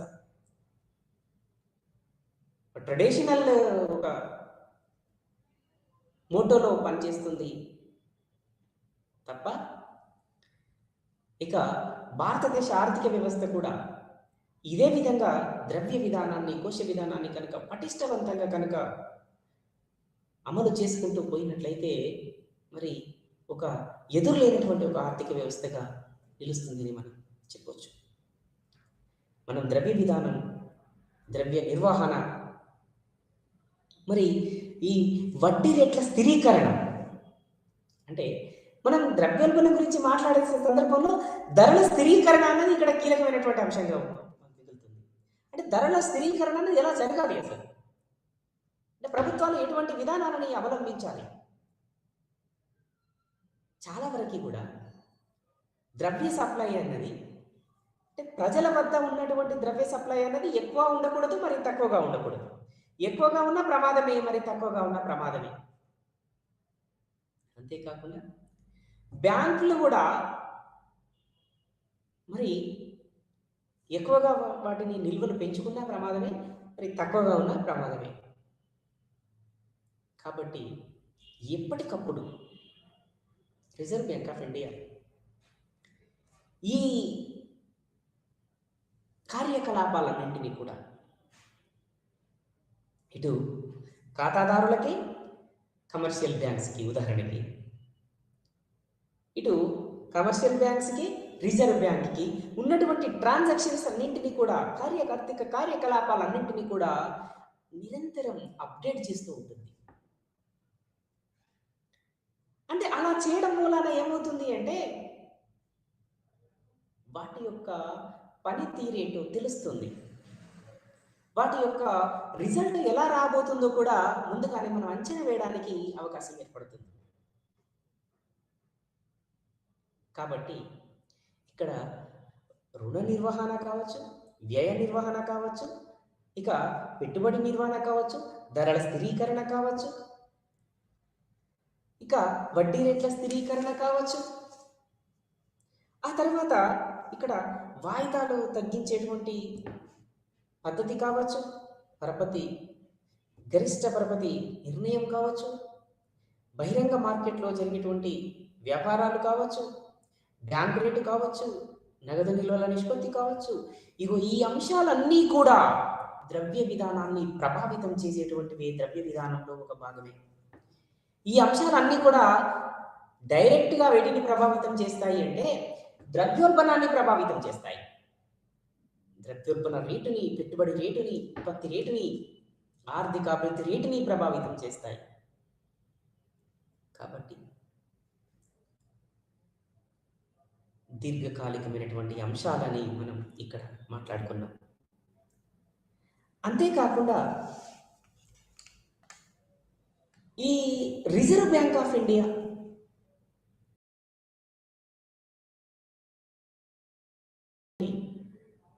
అప్పులు కావచ్చు, ఆస్తులు కావచ్చు, నిర్ణయాత్మకమైనటువంటి వడ్డీ రేటు కావచ్చు, వీటి ఆధారంగా వీటి యొక్క అమలు ఆసరగా తీసుకొని, బేస్గా తీసుకొని ఒక భవిష్యత్తులో ఆర్థిక వ్యవస్థ ఇలా ఉండబోతుంది అని కూడా మనం చెప్పొచ్చు. అంటే ద్రవ్య విధానానికి అంతటి ప్రాధాన్యత ఉంటుంది, ద్రవ్య సప్లైకి అంతటి ప్రాధాన్యత ఉంటుంది, ద్రవ్య డిమాండ్కి అంతటి ప్రాధాన్యత ఉంటుంది. ఈ ద్రవ్య సప్లై, ద్రవ్య డిమాండ్ రెండు అంశాలు కూడా మరి ఈ ట్రాన్సాక్షన్ లెవెల్ని, వ్యాపార వ్యవహారాల స్థాయిని ప్రభావితం చేస్తాయి. మరి వ్యాపార వ్యవహారాల స్థాయిని ప్రభావితం చేసినప్పుడు సాధారణంగా వ్యాపార వ్యవహారాల స్థాయి అనేది ఒక్కొక్క ప్రాంతంలో ఒక్కొక్క రకంగా ఉంటుంది, ఒక్కొక్క ఏరియాలో ఒక్కొక్క ప్రాంత రకంగా ఉంటుంది, ఒక్కొక్క రంగంలో ఒక్కొక్క రకంగా ఉంటుంది, ఒక్కొక్క సెక్టార్లో.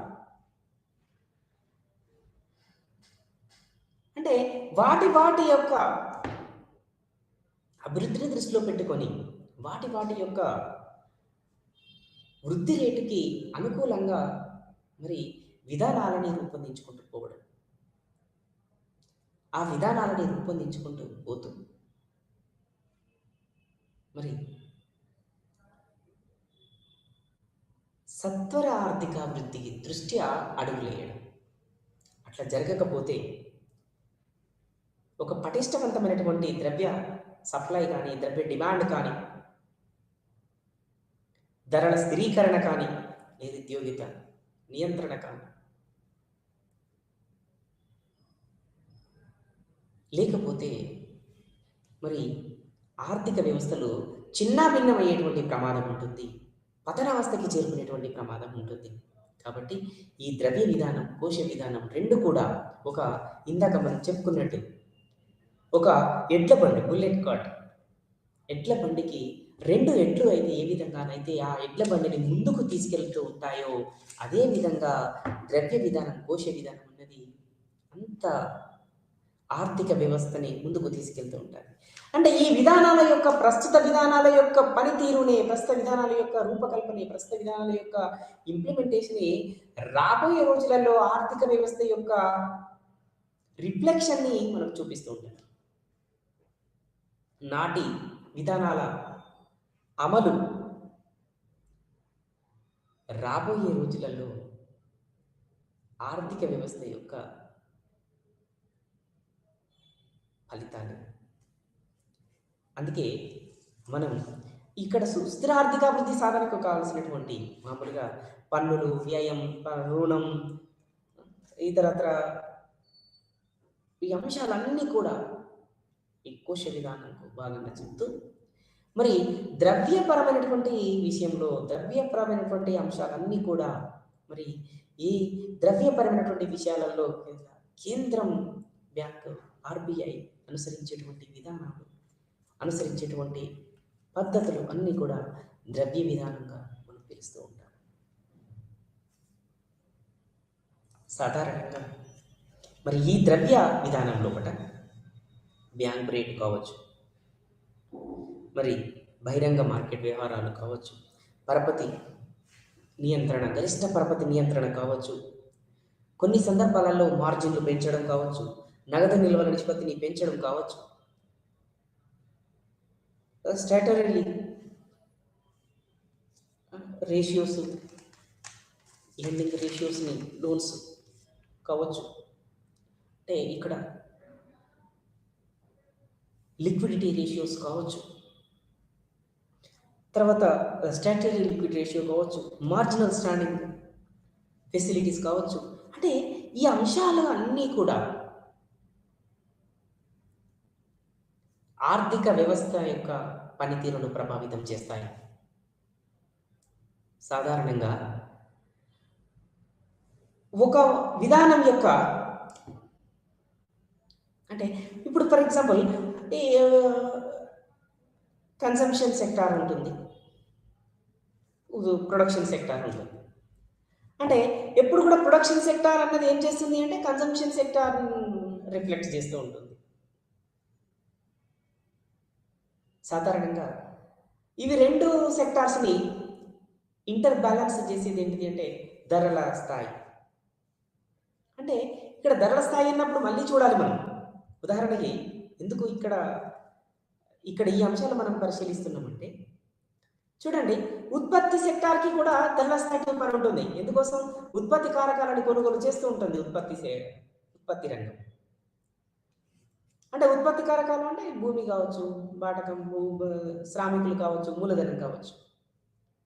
మరి వీటి యొక్క ధరలు కూడా అందుబాటులో ఉండాలి ఉత్పత్తి రంగానికి. ఇక వినియోగ రంగానికి వచ్చినప్పుడు వినియోగ సెక్టార్ ఎక్కడైతే కన్సంప్షన్ సెక్టార్ ఎక్కడైతే ఉంటుందో అక్కడ వాటికి కావాల్సినటువంటి కన్సంప్షన్ సెక్టార్కి కావాల్సినటువంటి వస్తువుల యొక్క ధరలు కావచ్చు, వాటి యొక్క విలువలు కావచ్చు, వాటి యొక్క ఉత్పత్తి కావచ్చు. మరి ఇది అంతా కూడా మానిటర్ చేస్తూ వస్తుంది భారత ప్రభుత్వం. ఇలా ద్రవ్య విధానాన్ని అవలంబించడం వలన దీర్ఘకాలిక లక్ష్యాలను సాధించడం కోసం, సుస్థిర ఆర్థికాభివృద్ధిని సాధించడం కోసం, ద్రవ్యోల్బణాన్ని నియంత్రించడం కోసం, ఉపాధి కల్పన, ఉద్యోగిత కల్పన పెంచడం కోసం,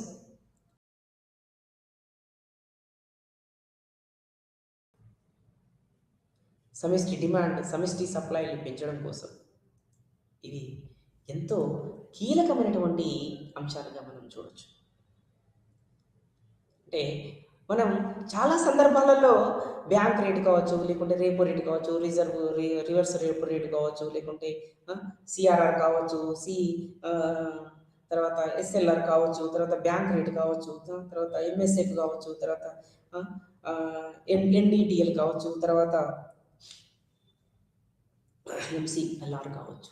ఇవన్నీ కూడా ద్రవ్య విధానంలో కీలకమైనటువంటి అంశాలు. వీటన్నిటిని కూడా కాలానుగుణంగా ఉత్పత్తి ఉద్యోగితులకి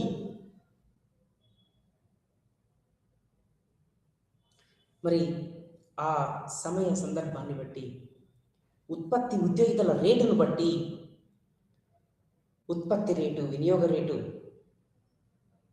డిమాండ్ సప్లైలను బట్టి, సమిష్టి డిమాండ్, సమిష్టి సప్లైల యొక్క అంశాన్ని బట్టి ఇక్కడ ద్రవ్య నిర్వహణ అన్నది జరుగుతూ ఉంటుంది. అంటే ద్రవ్య నిర్వహణ అన్నది ఒక సక్రమ పద్ధతిలో జరిగినట్లయితే ఆర్థిక వ్యవస్థలు ఒక సక్రమమైన పద్ధతిలో పనిచేస్తూ ఉంటాయి. అలా కాకుండా దీర్ఘకాలికమైనటువంటి లక్ష్యాలను కనుక పక్కన పెట్టినట్లయితే, దీర్ఘకాలికమైనటువంటి అంశాలను కనుక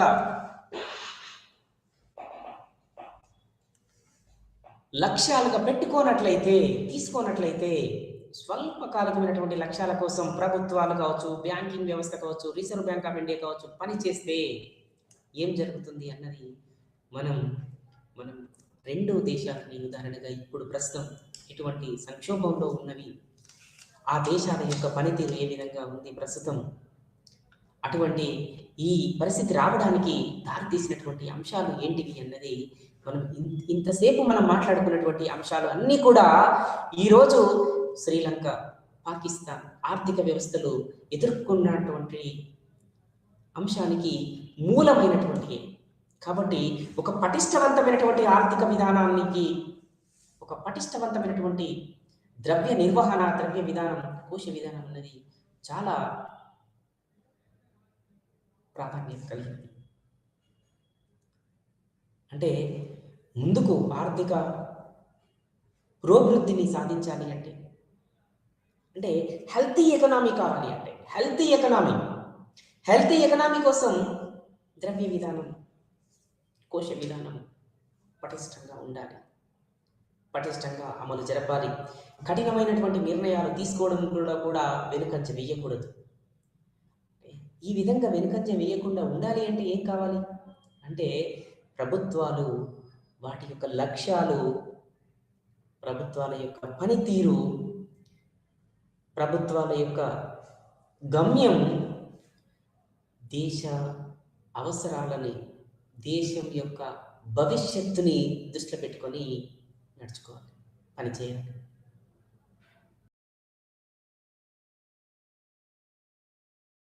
పరిస్థితులు ఎదురైతే మరి ప్రతి ఆర్థిక వ్యవస్థ కూడా, అంటే ఎందుకోసం ఇక్కడ మనం ఈ విషయాన్ని డిస్కస్ చేస్తున్నామంటే ద్రవ్య విధానం అన్నది అంతటి కీలకమైనటువంటి అంశంగా ఉంటుంది.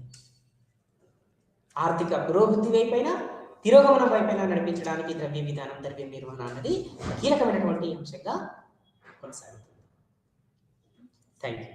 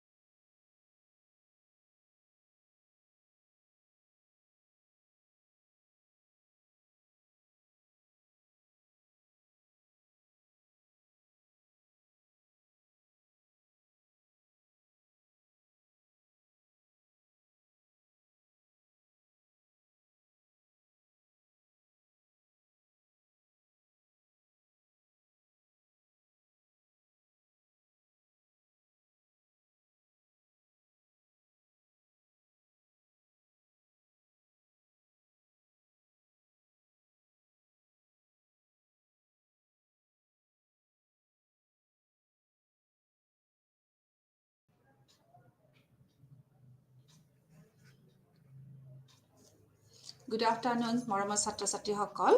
আজি তোমালোকৰ মাজত মই ইউনিট 2 অধ্যায় 2 তোমাৰ ডিজঅৰ্ডাৰ্ছ অফ এনজাইটি, ফিয়াৰ, পেনিক আৰু অবছেছনৰ 1 নম্বৰ যিটো আছে স্তৱ সেইটো লৈ পেলাই তোমালোকৰ লগত আলোচনাত বহিছোঁ।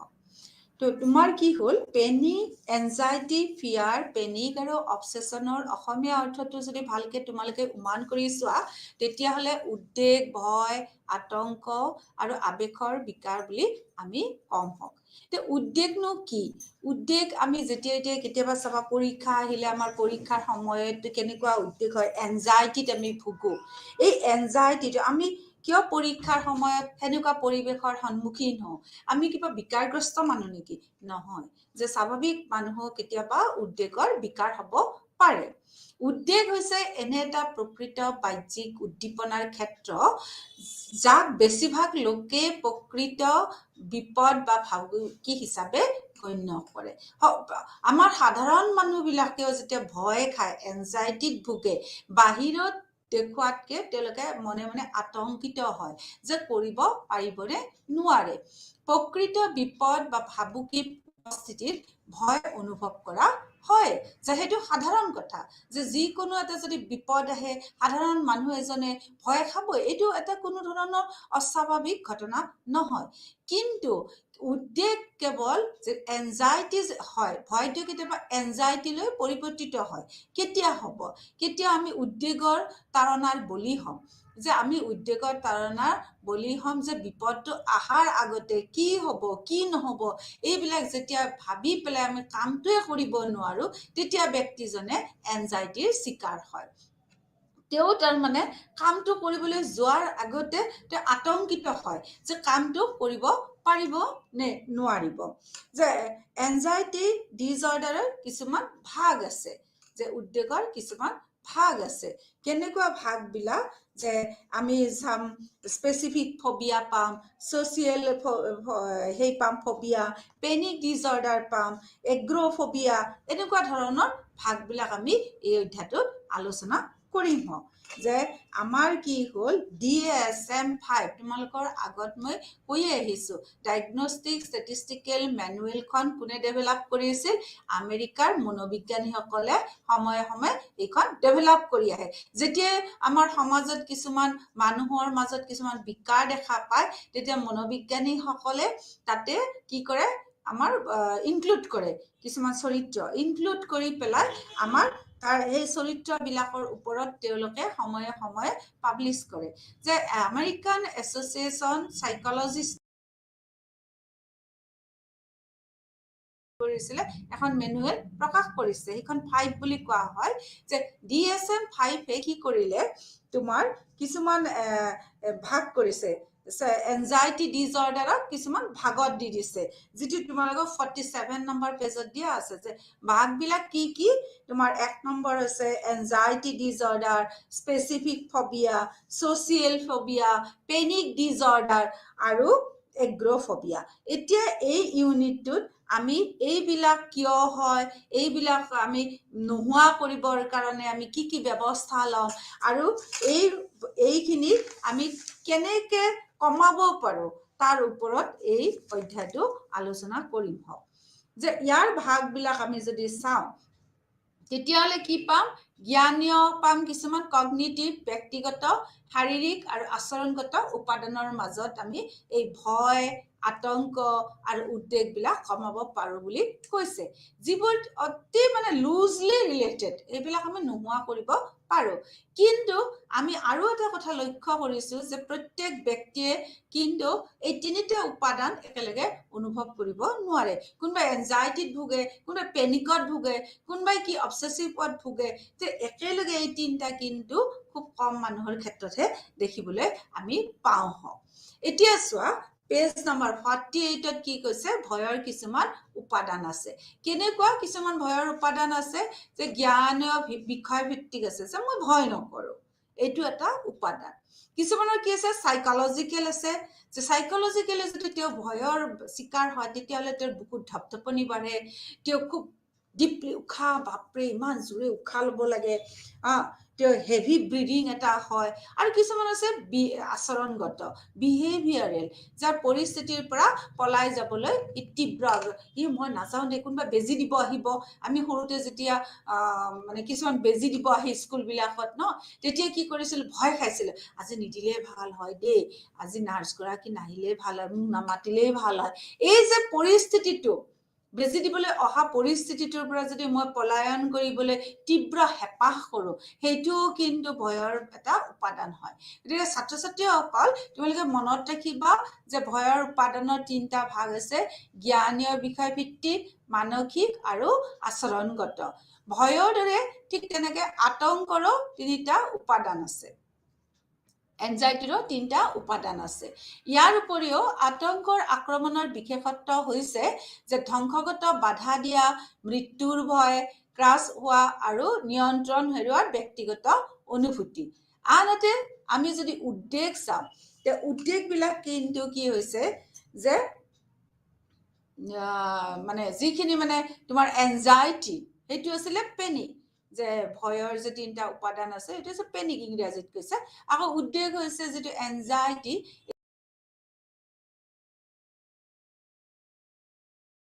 আবেগৰ এটা জটিল ধৰণৰ মিশ্ৰণ তাতে আমি লগ পোৱা পাওঁ গতিকে তোমালোকে মনত ৰাখিবা ভয় আৰু উদ্বেগৰ পাৰ্থক্যবোৰ যে উদ্বেগত কিন্তু ই খুব বিস্তাৰিতভাৱে থাকে ই ভৱিষ্যতমুখী এটা অৱস্থাত থাকে য'ত কি হ'ব জ্ঞান আৰু আবেগৰ এটা কমপ্লেক্স টাইপৰ মিশ্ৰণ থাকে তাৰপিছত চোৱা উদ্বেগৰ উপাদানসমূহ যেনেকে তোমাৰ ভয়ৰ 3টা উপাদান আছিলে যে জ্ঞানীয় আবেগিক আৰু মানসিক ঠিক তেনেকে উদ্বেগৰো উপাদান আছে জ্ঞানীয় বিষয়ভিত্তিক উপাদানসমূহ কি হ'ল ই সদায় নেতিবাচক হয় সম্ভাৱ্য ভৱিষ্যতৰ ভাবুকিৰ বিষয়ে চিন্তা কৰে নিজৰ প্ৰতি ব্যস্ততা থাকে ভৱিষ্যত বিপদৰ ভাবুকিৰ ঘটনাৰ অনুমান কৰি ল'ব নোৱাৰে আৰু বা একেবাৰে কণ্ট্ৰলটো হেৰাই যায় নিয়ন্ত্ৰণ হেৰাই যায় আকৌ কিছুমান কি থাকিল মানসিক থাকে উদ্বেগৰ আন এটা উপাদান হ'ল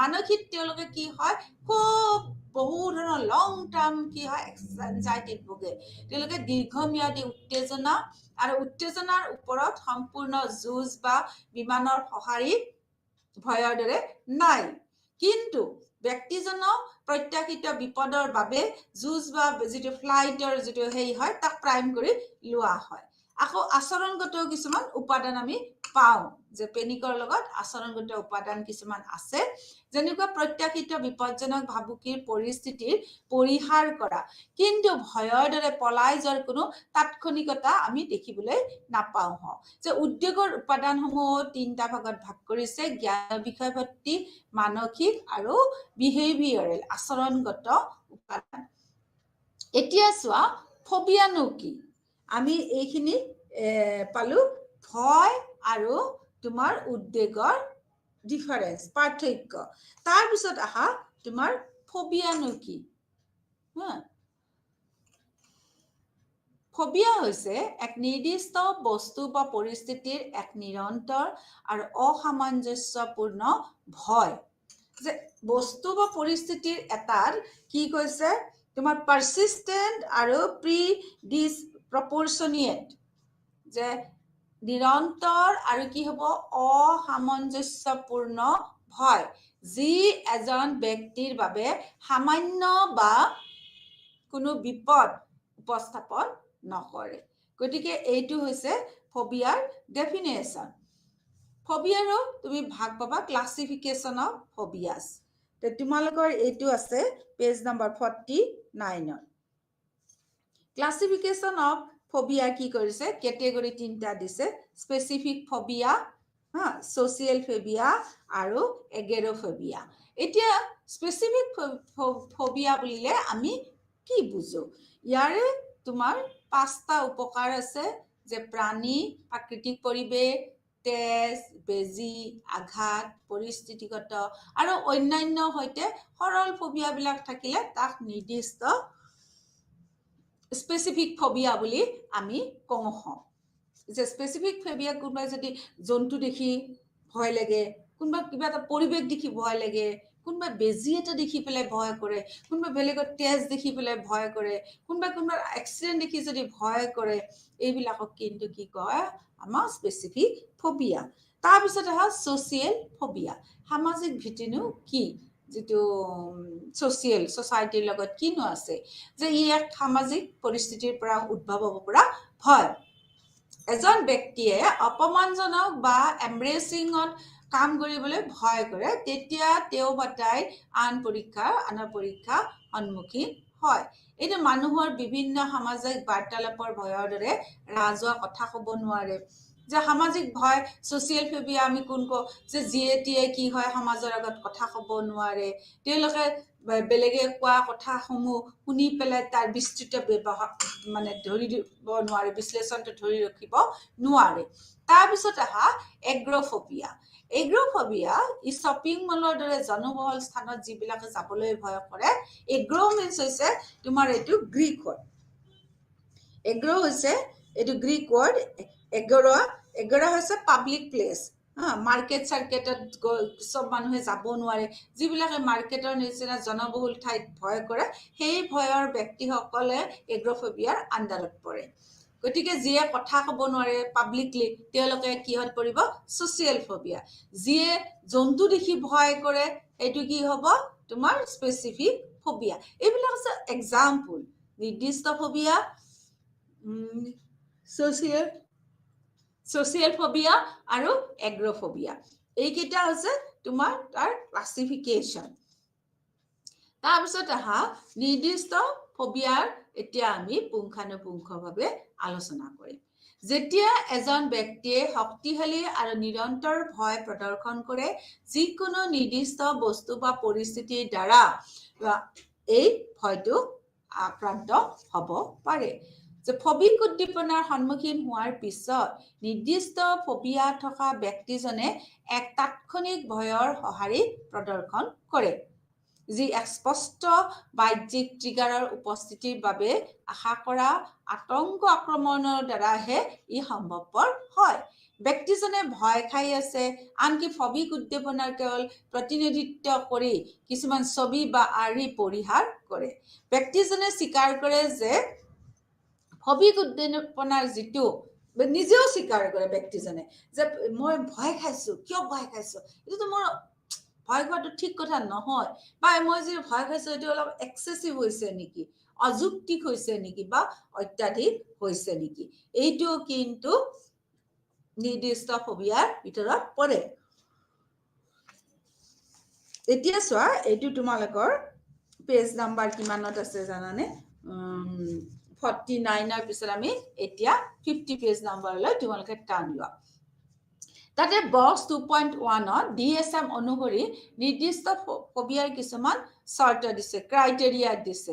চ' তোমালোকে DSM অনুসৰি নিৰ্দিষ্ট ফবিয়াৰ চৰ্ত 2013 যি চাইকলজিষ্টসকলে লৈছিলে, এই চৰ্তবিলাক কিনো, যে নিৰ্দিষ্ট ফবিয়াৰ ব্যক্তিসকলৰ গাত কি আমি লক্ষণসমূহ দেখিবলৈ পাওঁ। যে প্ৰথম হৈছে চিহ্নিত আৰু নিৰন্তৰ ভয়, যি অতিৰিক্ত আৰু অযৌক্তিক, কোনো নিৰ্দিষ্ট বস্তু বা পৰিস্থিতিৰ উপস্থিতি বা প্ৰত্যাশা কৰা হয়। দ্বিতীয়তে, ফবিক উদ্দীপনাৰ প্ৰতি প্ৰত্যাশা কৰাটো প্ৰায় সদায় এক তাৎক্ষণিক উদ্বেগ সঁহাৰি প্ৰদান কৰে, যিয়ে এক পৰিস্থিতিৰ ৰূপ ল'ব পাৰে। 3 নম্বৰ হৈছে ব্যক্তিজনে চিনাক্ত কৰে যে ভয়টো অত্যাধিক আৰু অযৌক্তিক। 4 নম্বৰ হৈছে ফবিক পৰিস্থিতি পৰিহাৰ কৰা হয়, নহ'লে কি হ'ব, তীব্ৰ উদ্বেগ বা দুখৰ সৈতে সহ্য কৰা হয়।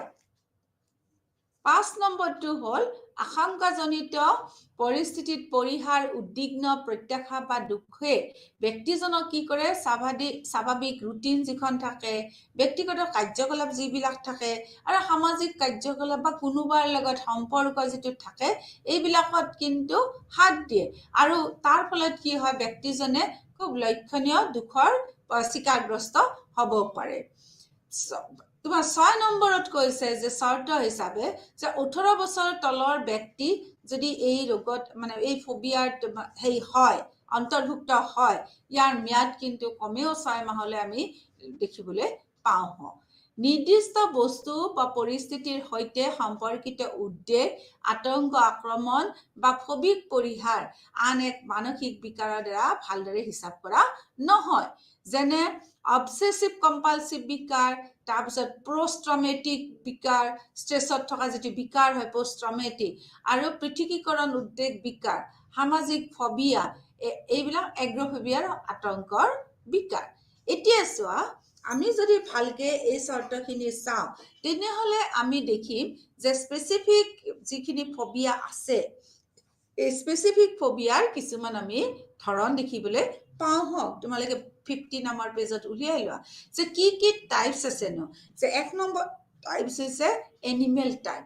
কিছুমান এনেকুৱা ব্যক্তি আছে যিসকলে কি হয়, কুকুৰক দেখিলে, মেকুৰীক দেখিলে, বা তোমাৰ মকৰাক দেখিলে, বা নিগনি, এন্দুৰ, পঁইতাচৰা, মাছ, এইবিলাক যদি জন্তুক দেখে তেতিয়া কিন্তু ভয়গ্ৰস্ত হয়, ভীতিগ্ৰস্ত হয়।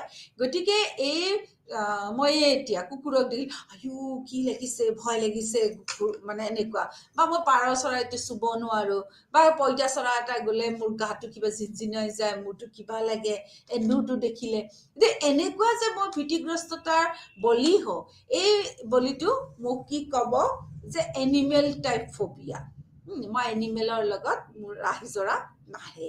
ঠিক তেনেকে কিছুমানে কি হয়, তোমাৰ নেচাৰেল এনভাইৰনমেণ্ট, যে আমাৰ যে মানে স্বাভাৱিক যিটো পৰিৱেশ আছে, সেই পৰিৱেশৰ লগতো কিছুমান মানুহে ভীতিগ্ৰস্ত হয়।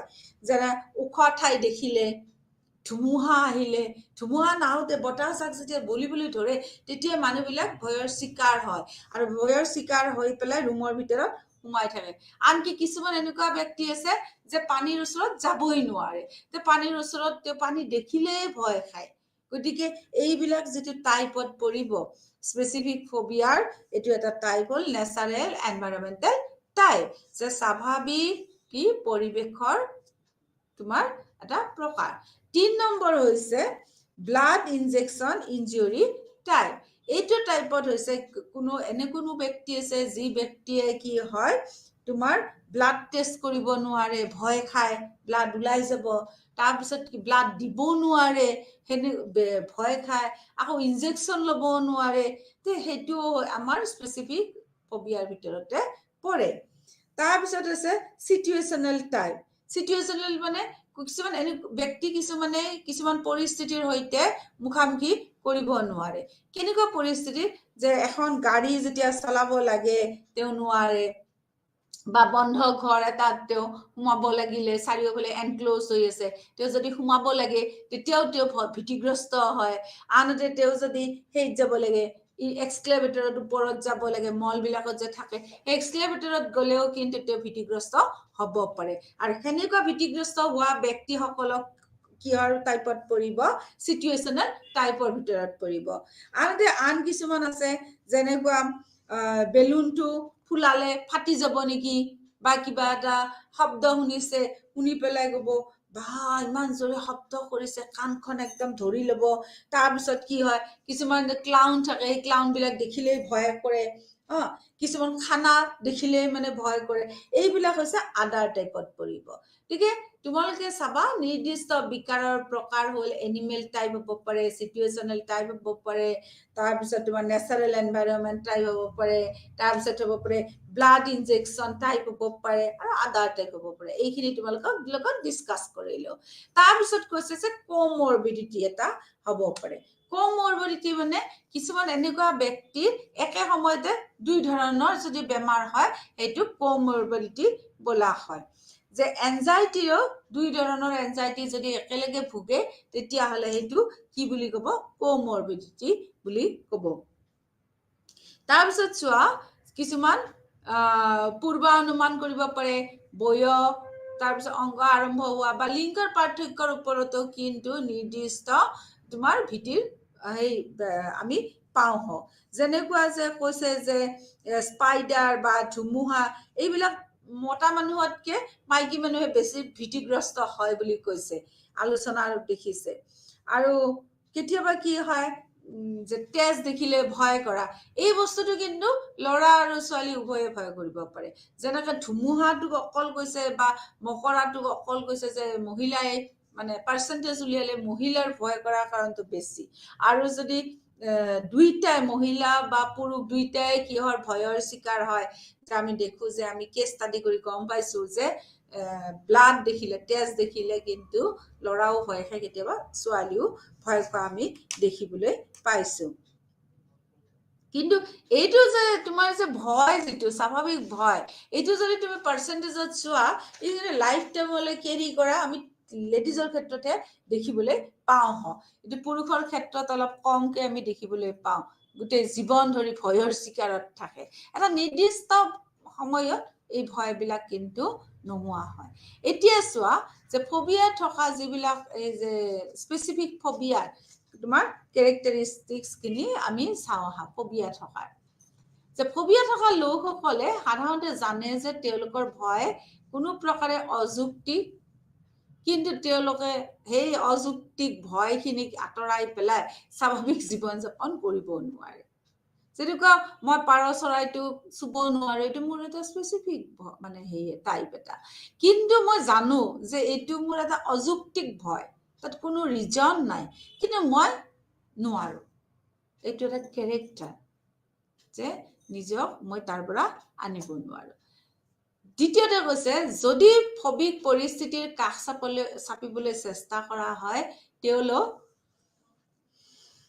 ভয় বা উদ্বেগৰ দ্বাৰা অতিক্ৰম কৰে যি আশংকা বা দুখৰ মৃদু অনুভূতিৰ পৰা আতংকিত আক্ৰমণৰ দৰে বিমানৰ সঁহাৰিপূৰ্ণ সক্ৰিয় হোৱালৈকেও পৃথক হ'ব পাৰে 3 নম্বৰটো কৈছে প্ৰতিবাৰ ভয় খোৱা পৰিস্থিতিটো এৰাই চলিলে আমাৰ এনজাইটি হ্ৰাস হোৱাটো আমি দেখিবলৈ পাওঁ আৰু সেই তেতিয়াই কি হয় আমাৰ বিহেভিয়াৰ বিলাক আচৰণ বিলাক কি হয় শক্তিশালী হয় কেতিয়াবা গৌণও কিন্তু লাভ হোৱা আমি দেখিবলৈ পাওঁ কেনেকুৱা তেওঁৰ মনোযোগ বৃদ্ধি হয় তেওঁলোক বেলেগৰ সহানুভূতিশীল হয় আৰু আনৰ আচৰণৰ ওপৰত কিছু নিয়ন্ত্ৰণৰ দ্বাৰা ভীতি বা বজাই ৰখা হ'ব পাৰে যে এই যে চাৰিটা হ'ল কি হ'ল ফবিক পিপল বিলাকৰ ফবিয়া মানে জড়িত থকা মানুহ বিলাকৰ সাধাৰণ কিছুমান চৰিত্ৰ যে আমি ভালো দেখা পালো যে তেওঁলোকৰ মনোযোগ বৃদ্ধি পায় সহানুভূতি আছে আৰু কিছুমান নিয়ন্ত্ৰণৰ দ্বাৰা কি হয় ভীতিটো বজাই ৰাখে এতিয়া চোৱা তোমালোকৰ 2.3 দিছে why do phobias develop কিয় ফবিয়া মানুহৰ মাজত ডেভেলপ হয় এইটো এটা উদ্বেগজনক কথা যে জন্মৰ পৰা এনেকুৱা কিছুমান ভীতিগ্ৰস্ততা তেওঁলোক শিকাৰ হয় এইটো কিয় হয় তে প্ৰথমতে কৈছে যে তোমাৰ বায়োলজিক্যাল পাৰ্সপেক্টিভ মানে জৈৱিক দৃষ্টিভংগী তাৰে প্ৰথমটো কৈছে জেনেটিক ফেক্টৰছত আমি যদি আলোচনা কৰো তেতিয়া দেখো যে ভয়ৰ কণ্ডিশ্যনৰ গতি আৰু শক্তি আনুবংশিক আৰু মেজাজী চালকৰ দ্বাৰা নিৰ্ধাৰণ কৰা হয় আনুবংশিক গঠন স্বভাৱ আৰু ব্যক্তিত্বৰ ফলত মানুহ কিছুমান কি হয় ফবিয়া প্ৰাপ্ত হয় তাৰপিছত কৈছে এটা যে সেৰোটোনিন বুলি আমি এটা এই আছে এই সেৰোটোনিনৰ দ্বাৰাও কিন্তু ইয়াৰ ভিন্নতা আমি দেখিবলৈ পাওঁ যে কৈছে যে পৰিবহনকাৰী জিনত দুটাৰ ভিতৰত এটাত ভিন্নতা থকা লোকসকলক উদ্দীপনাৰ ভয় কৰাৰ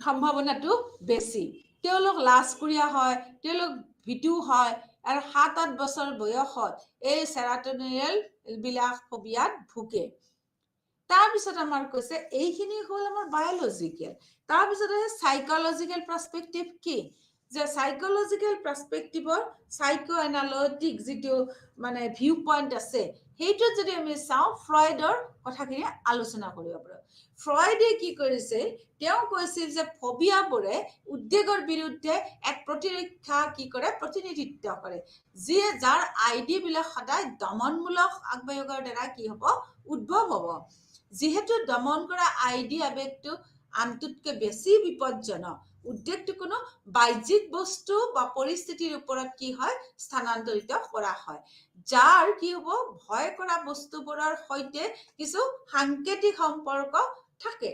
এই যে মনোবিশ্লেষণমূলক দৃষ্টিভংগী, সাইকো এনালিটিকেল যিটো ভিউ পইণ্ট আছে, তাতে ফ্ৰইডে অডিপাছ কমপ্লেক্সৰ নিচিনা বস্তুটোও আলোচনা কৰিছিলে। অডিপাছ কমপ্লেক্স বস্তুটোত আমি হেন্সৰ ফবিয়াটো আমি দেখিবলৈ পাইছো। যেতিয়া সি মাকৰ লগত বেছি এটাচ হৈ থাকে, বাপেকে তেতিয়া তেওঁ কি কৰে, কিছুমান গালি গালাজ কৰে, আৰু সেই তেতিয়াই তেওঁ কি হয়, কিহৰ বিকাৰত ভোগে, অডিপাছ কমপ্লেক্সৰ তেওঁ চিকাৰগ্ৰস্ত হয়। অডিপাছ মানে কমপ্লেক্সৰ যেতিয়া চিকাৰগ্ৰস্ত হয়, এনজাইটিটো অডিপাছ কমপ্লেক্সৰ দ্বাৰা পৰিচালিত হয়, তেতিয়া কি কৰিছিল যে হংসে মাকক খুব ভাল পাইছিল, আৰু দেউতাকে যে কিবা এটা মাকক আঘাত কৰিব, সেইটো কথা অনবৰতে তাৰ মগজুত লাগি আছিলে, আৰু সেইকাৰণে দেউতাকৰ প্ৰতি এটা নিগেটিভ ফিলিং ক্ৰিয়েট হৈছিলে। তাৰপিছত দিছে বায়'লজিকেল পাৰ্সপেক্টিভ, যে তোমাৰ আচৰণগত দৃষ্টিভংগী, এইটো এটা কাৰণ হ'ব পাৰে।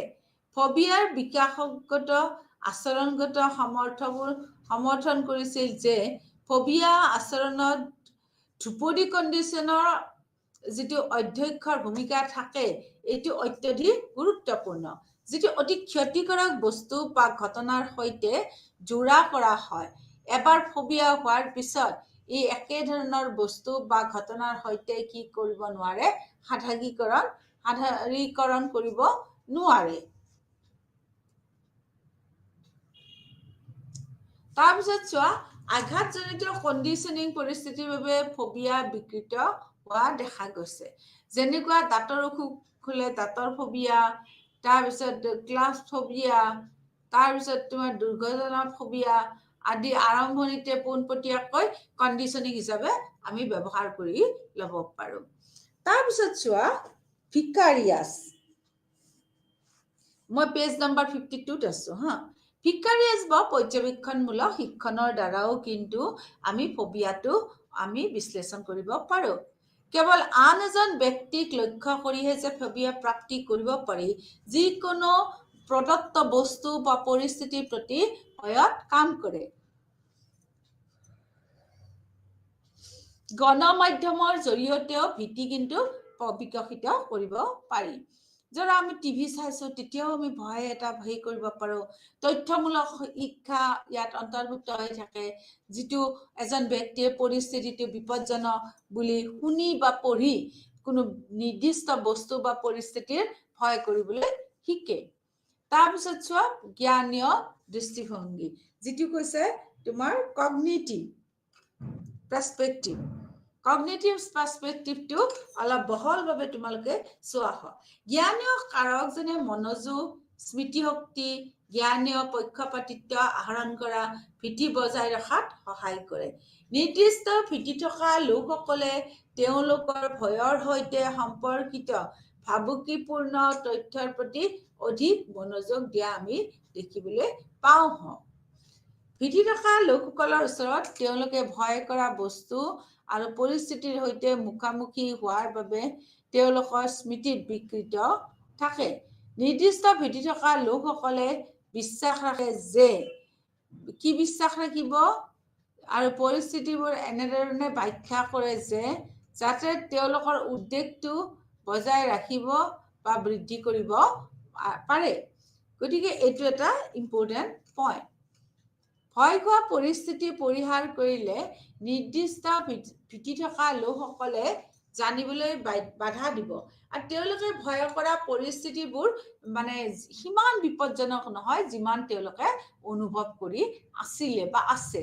সুৰক্ষা আচৰণৰ ওপৰত নিৰ্ভৰ কৰিলেও এজন ব্যক্তিৰ কিন্তু ভয় লগা মানটো কমি আহিব পাৰে, বা ভয় বজাই ৰখাত সি সহায় কৰিব পাৰে, যিটো আছে সেইটোতকে সমানকে ৰাখিব পাৰে, এক্সেছ নহয়। যিবিলাকে কি কৰে, সুৰক্ষা আচৰণৰ ওপৰত নিৰ্ভৰ কৰি তেওঁলোকে নিজে নিজৰ দায়িত্ববিলাক গ্ৰহণ কৰে। তাৰপিছত চোৱা,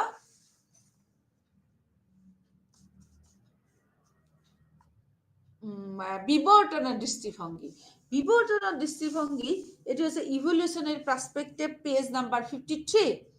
ইভলিউশনাৰী পাৰ্সপেক্টিভত আমি গম পালো আমাৰ বিবৰ্তনৰ ইতিহাস যে আছে এই ইতিহাসে কোনবোৰ উদ্দীপনাৰ আশংকা কৰাৰ সম্ভাৱনা আছে যেনে সাপ পানী উচ্চতা এনক্লোজ হৈ থকা মানে চাইকেল চুৰি গাড়ীৰ ভয়ৰ বস্তু হোৱাৰ সম্ভাৱনা অধিক যদিও পিছৰ বস্তুবোৰ কমেও আঘাতৰ সৈতে সম্পৰ্কিত হোৱাৰ সম্ভাৱনা আছে প্ৰাইমেট আৰু মানুহৰ কিছুমান সম্পৰ্কৰ মানে বস্তু দ্ৰুতগতভাৱে সংযুক্তি কৰা জৈৱিক প্ৰস্তুতি আছে মানৱ অংশগ্ৰহণকাৰী ক্ষেত্ৰত প্ৰাসংগিক যিটো উদ্দীপনা হয় সেই উদ্দীপনাটো ভয় কৰিবলৈ অধিক কাৰ্যকৰী চৰ্ত বান্ধি দিয়া হৈছিলে এতিয়া এনেকুৱা ধৰণৰ ফোবিয়াবিলাক আমি লগ পাওঁ এতিয়া তাৰ চৰ্তবিলাক কি কি হ'ব যে তাৰ চৰ্তবিলাক যদি আমি চাওঁ তেনেহলে আমি কি কি পাম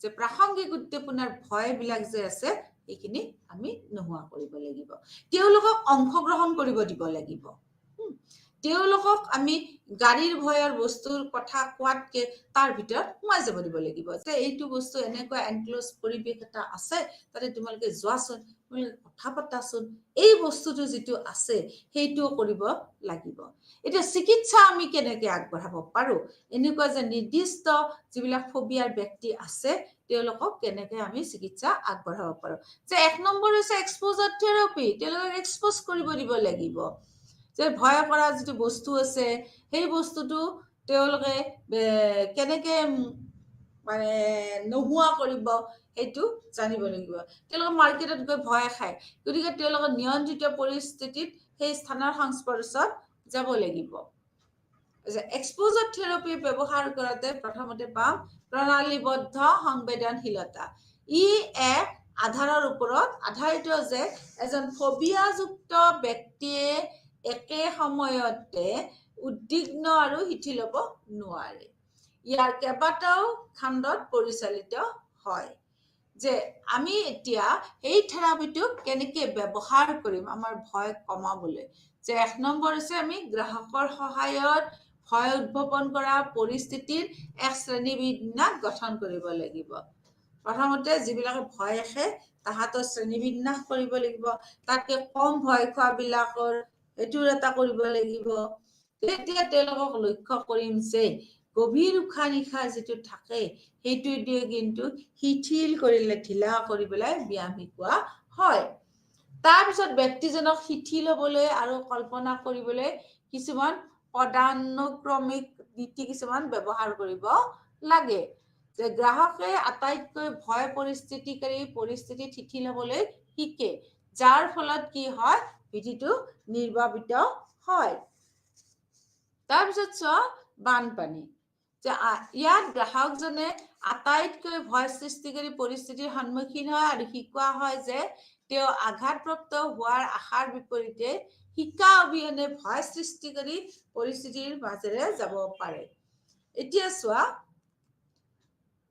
ভাৰ্চুৱেল ৰিয়েলিটি আমি এটা পাইছো যে ভাৰ্চুৱেল ৰিয়েলিটি হৈছে কম্পিউটাৰ বা অন্যান্য সঁজুলিৰ সহায়ত কি কৰে থেৰাপিষ্টবিলাকে ভয় সৃষ্টিকাৰী পৰিৱেশটো অনুকৰণ কৰে আৰু গ্ৰাহকজনৰ অনুসৰণিৰ সংস্পৰ্শত আহে যে কম্পিউটাৰটো ইউজ কৰিব কম্পিউটাৰৰ সহায়ত ভয় সৃষ্টিকাৰী পৰিৱেশটো কি কৰে লাহে লাহে নোহোৱা কৰিব পাৰে তাৰপিছত দেখিছো মডেলিং হৈছে ভীতিগ্ৰস্ত লোকসকলক এনেকুৱা কিছুমান মানুহক অনুসৰণ কৰিব দিব লাগে যিসকল মানুহে ভীতিগ্ৰস্ত আছিল কিন্তু যিকোনো পৰিৱেশতে তেওঁ নিৰ্ভীক আৰু শান্তিভাৱে কাম কৰি আছে এই মানুহবিলাকক অনুসৰণ কৰি তেওঁলোকে ফবিক পৰিস্থিতিটো বা উদ্দীপনা যে ক্ষতিকাৰক নহয় তাই ভীতিৰ ওপৰত চিকিৎসা আগবঢ়াব পাৰে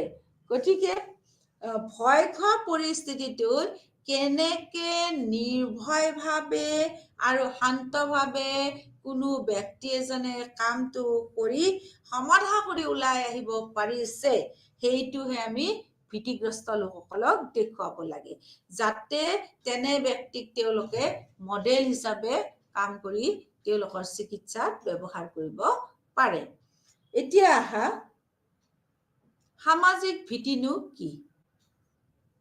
ই সাধাৰণতে আন লোকৰ পৰিস্থিতিৰ সৈতে সম্পৰ্কিত এক নিৰন্তৰ অযৌক্তিক ভয় আৰু অত্যন্ত কি হ'ব পাৰে?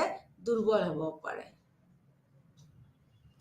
তাৰপিছত চোৱা DSM অনুসৰি সামাজিক বিকাশৰ বিকাৰৰ কি সামাজিক উদ্বেগ বিকাৰত থাকিব পাৰে। এতিয়া এইটো আছে তোমাৰ 2.2 আছে যে সামাজিক ভীতি কি হ'ল? Social phobia. ছ'চিয়েল ফোবিয়া আলোচনা কৰোঁতে আমি SADৰ কথা জানিব লাগিব। What do you mean by SAD? SAD হৈছে ছ'চিয়েল এনজাইটি ডিছঅৰ্ডাৰ, যে সামাজিক উদ্বিগ্ন বিকাৰ। সেইটো আমি তাৰ বিষয়ে জানিব লাগিব। আমি সামাজিক উদ্বেগ বিকাৰৰ কিছুমান যদি চাওঁ, কিছুমান মানুহে কি কৰিব নোৱাৰে? বাহিৰত কথা ক'ব নোৱাৰে, unable to speak in public. কিছুমান মানুহে বাহিৰত খাব নোৱাৰে, unable to eating in public. কিছুমান মানুহে পাব্লিকৰ মাজত বহি লিখিব নোৱাৰে, unable to right in public. কিছুমান মানুহে বাথৰুমত যাব, বাথৰুমত কি আৰু বাথৰুমটো দেখিলেই তেওঁৰ কি হয়? পেচাব ওলাই যায়।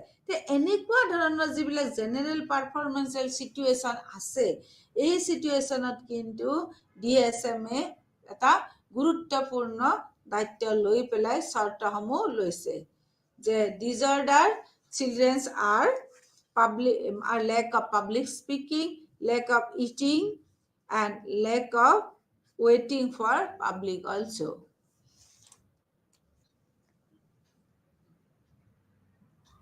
আচ্ছা, তাৰ আগতে তোমালোকে চোৱা চৰ্তবিলাক হৈছে যে 1 নম্বৰ চৰ্তটো হৈছে ব্যক্তিজনে ভয় কৰে যে তেওঁ বা তাই এনেধৰণে কাম কৰিব যি সমাজত অপমানজনক বা আত্মসাৎ হ'ব পাৰে। দ্বিতীয়তে, আশংকা কৰা সামাজিক পৰিস্থিতিৰ সংস্পৰ্শলৈ অহাটোৱে প্ৰায় অৱশ্যে উদ্বিগ্নতা সৃষ্টি কৰে, যি স্থিৰভাৱে আৱেগৰ ৰূপ ল'ব পাৰে। 3 নম্বৰ হৈছে ব্যক্তিটোৱে চিনাক্ত কৰে যে ভয়টো অত্যাধিক বা অযুক্তিকৰ। 4 নম্বৰ হৈছে ভয় কৰা সামাজিক বা প্ৰদৰ্শনৰ পৰিস্থিতি পৰিহাৰ কৰা হয়, নতুবা তীব্ৰ উদ্বেগ বা দুখৰ সৈতে সহ্য কৰা হয়। আশংকা কৰা সামাজিক বা পৰিদৰ্শনমূলক পৰিস্থিতি পৰিৱেশ উদ্বিগ্ন প্ৰত্যাশা বা দুখে যাৰ ব্যক্তিজনৰ স্বাভাৱিক ৰুটিন হৈ পৰে। ব্যক্তিগতভাৱে কাৰ্যকলাপ বা সামাজিক কাৰ্যকলাপ বা সম্পৰ্কিত গুৰুত্বপূৰ্ণভাৱে যে হস্তক্ষেপ কৰে বা ভয় কৰাৰ বিষয়ে স্পষ্ট তেওঁ কি পায়? দুখ পায়। 18 বছৰৰ তলত ব্যক্তিজনৰ মাত্ৰ কি হ'ব পাৰে? 6 মাহ হ'ব পাৰে। ভয় বা পৰিহাৰ কোনো প্ৰত্যক্ষ শাৰীৰিক প্ৰভাৱ বা সাধাৰণ চিকিৎসা পৰিস্থিতিৰ বাবে নহয়, আন এক মানসিক বিকাৰৰ দ্বাৰাই ভালদৰে হিচাপ কৰা হয়। ইয়াতো কথাটো কৈছে যে 2 ধৰণৰ হ'ব পাৰে, যে কোমৰবিডিটি হ'ব পাৰে, 2টা বেমাৰ একেলগে হ'ব পাৰে। তাৰপিছত কৈছে যে প্ৰিভিলেন্স, age of onset, gender differences and cultural factors, ইও কিন্তু এটা আমাৰ যিটো আছে ভয় কৰাৰ আশংকা কৰাৰ পইণ্ট আছে, দিশ আছে, এইটো এটা হ'ব পাৰে। তাৰপিছত চোৱা সামাজিক উদ্বেগৰ বিকাৰৰ বিশেষত্বসমূহ। So what are the social anxiety people? Socially anxiety people বিলাকৰ কি কি কেৰেক্টাৰিষ্টিক থাকিব পাৰে? 1 নম্বৰ হ'ল ব্যক্তিসকলে এনে পৰিস্থিতি পৰিহাৰ কৰিবলৈ চেষ্টাই কৰি থাকে, য'ত ব্যক্তিজনে কি হয়? মই তাতে নাযাওঁ, চবেই মোক চাব, তাতে গৈ পেলাই থিয় হ'লে চবে মোৰ কথাই আলোচনা কৰিব। গতিকে এই ধৰণৰ তেওঁ উদ্বিগ্নতাত ভোগে, যিসকলে তেওঁলোক সামাজিক উদ্বেগ বিকাৰৰ চিকাৰ হ'ব পাৰে। দ্বিতীয়তে কৈছে অত্যাধিক যেতিয়া ঘাম ওলায় বা লাজ সম্পৰ্কীয় ৰখা ভয়বিলাকত তেওঁলোকৰ জেনেৰেলি সঘনাই ঘটে। ৰাজহুৱাভাৱে কথা ক'ব নোৱাৰে, প্ৰদৰ্শন বা ৰাজহুৱাভাৱে যেতিয়া খাব লাগে তেতিয়াও কিন্তু অত্যাধিক তেওঁলোক উদ্বেগৰ বিকাৰ হ'ব পাৰে, এনজাইটি হ'ব পাৰে। 4 নম্বৰ, তেওঁলোকে প্ৰায়ে তেওঁলোকৰ প্ৰতিভা বা বুদ্ধিমত্তাৰ তলত জীৱিকা বা বৃত্তিত কাম কৰে, যিয়ে তেওঁলোকৰ অত্যাধিক সামাজিক সংবেদনশীলতাই তেওঁলোকক এনে পৰিস্থিতিত কাম কৰিবলৈ নিদিয়ে য'ত মানুহৰ সৈতে আনকি কথাও পাতিব নোৱাৰে। তাৰপিছত চোৱা কেজুৱেল ফেক্টৰ্ছ, যে সামাজিক উদ্বেগ বিকাশৰ কাৰণসমূহ। 1 নম্বৰ কৈছে জেনেটিক এণ্ড এনভাইৰনমেণ্টেল টেম্পাৰামেণ্টেল ফেক্টৰ্ছ, আনুবংশিক আৰু মেজাজী কাৰণ বুলি কৈছে জেনেটিক এণ্ড টেম্পাৰামেণ্টেল ফেক্টৰ্ছ, যে মানুহে সামাজিক উদ্বেগৰ বিকাৰগ্ৰস্ত হ'ব পাৰে। যে আনুবংশিক বা মেজাজী কাৰকৰ ভিতৰত যদি আমি আলোচনা কৰি পাওঁ যে অচিনাকি উদ্দীপনাৰ দ্বাৰা সহজে সময়ত দুখিত হোৱা কেঁচুৱাবোৰৰ শৈশৱকালত আৰু কিশোৰবিলাক যি আছে শৈশৱকালতো এইটো হ'ব পাৰে, কিশোৰবিলাকৰ সময়ত ভয় খোৱাৰ আশংকাটো বেছি। যদিহে বৃদ্ধি পায় তেনেহ'লে সামাজিক ভীতি হোৱাৰ আশংকাও প্ৰদৰ্শন নকৰে। তাৰপিছত চোৱা সামাজিক দৃষ্টিভংগী, ছ'চিয়েল পাৰ্সপেক্টিভ। ইয়াত কৈছে যে মনস্তাত্ত্বিক দৃষ্টিভংগীৰ আমি যদি চাওঁ আচৰণগত এটা ব্যাখ্যা আমি দেখিবলৈ পাওঁ যে সামাজিক উদ্বেগ বিকাৰৰ লোকসকল তেওঁলোক বিচ্ছিন্ন বা অৱমূল্যৱান হোৱা পিতৃ মাতৃৰ সৈতে কি কৰে ডাঙৰ দীঘল হয়। তাৰপিছত চোৱা জ্ঞানীয় কাৰকসমূহ।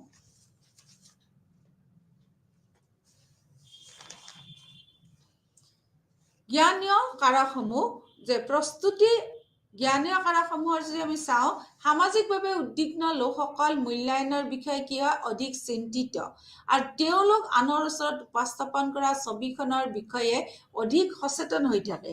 তেওঁলোকে এনে এক চাপপূৰ্ণ পৰিস্থিতিত থাকে যে অধিক তেওঁলোকে নেতিবাচকে ফিলিংছবিলাক আহি থাকে। নিৰন্তৰ আৰু অযৌক্তিক তেওঁলোকে ভয় খায়, কিয়নো প্ৰাৰম্ভিক স্বয়ংক্ৰিয় প্ৰক্ৰিয়াৰ জৰিয়তে ভয়টো তেওঁলোকে বুজি পায়। তাৰপিছত চিটো দিছে সামাজিক দক্ষতা ঘটি আহি, ডিটো হ'ল অনিয়ন্ত্ৰিত আৰু অপ্ৰত্যাশিত খবৰ। তাৰপিছত পইণ্টত আহা বিৱৰ্তনৰ দৃষ্টিভংগী। বিৱৰ্তনৰ দৃষ্টিভংগী কৈছে প্ৰস্তুতি আৰু সামাজিক ভীতিয়ে হ'ল বিৱৰ্তনৰ দৃষ্টিভংগী।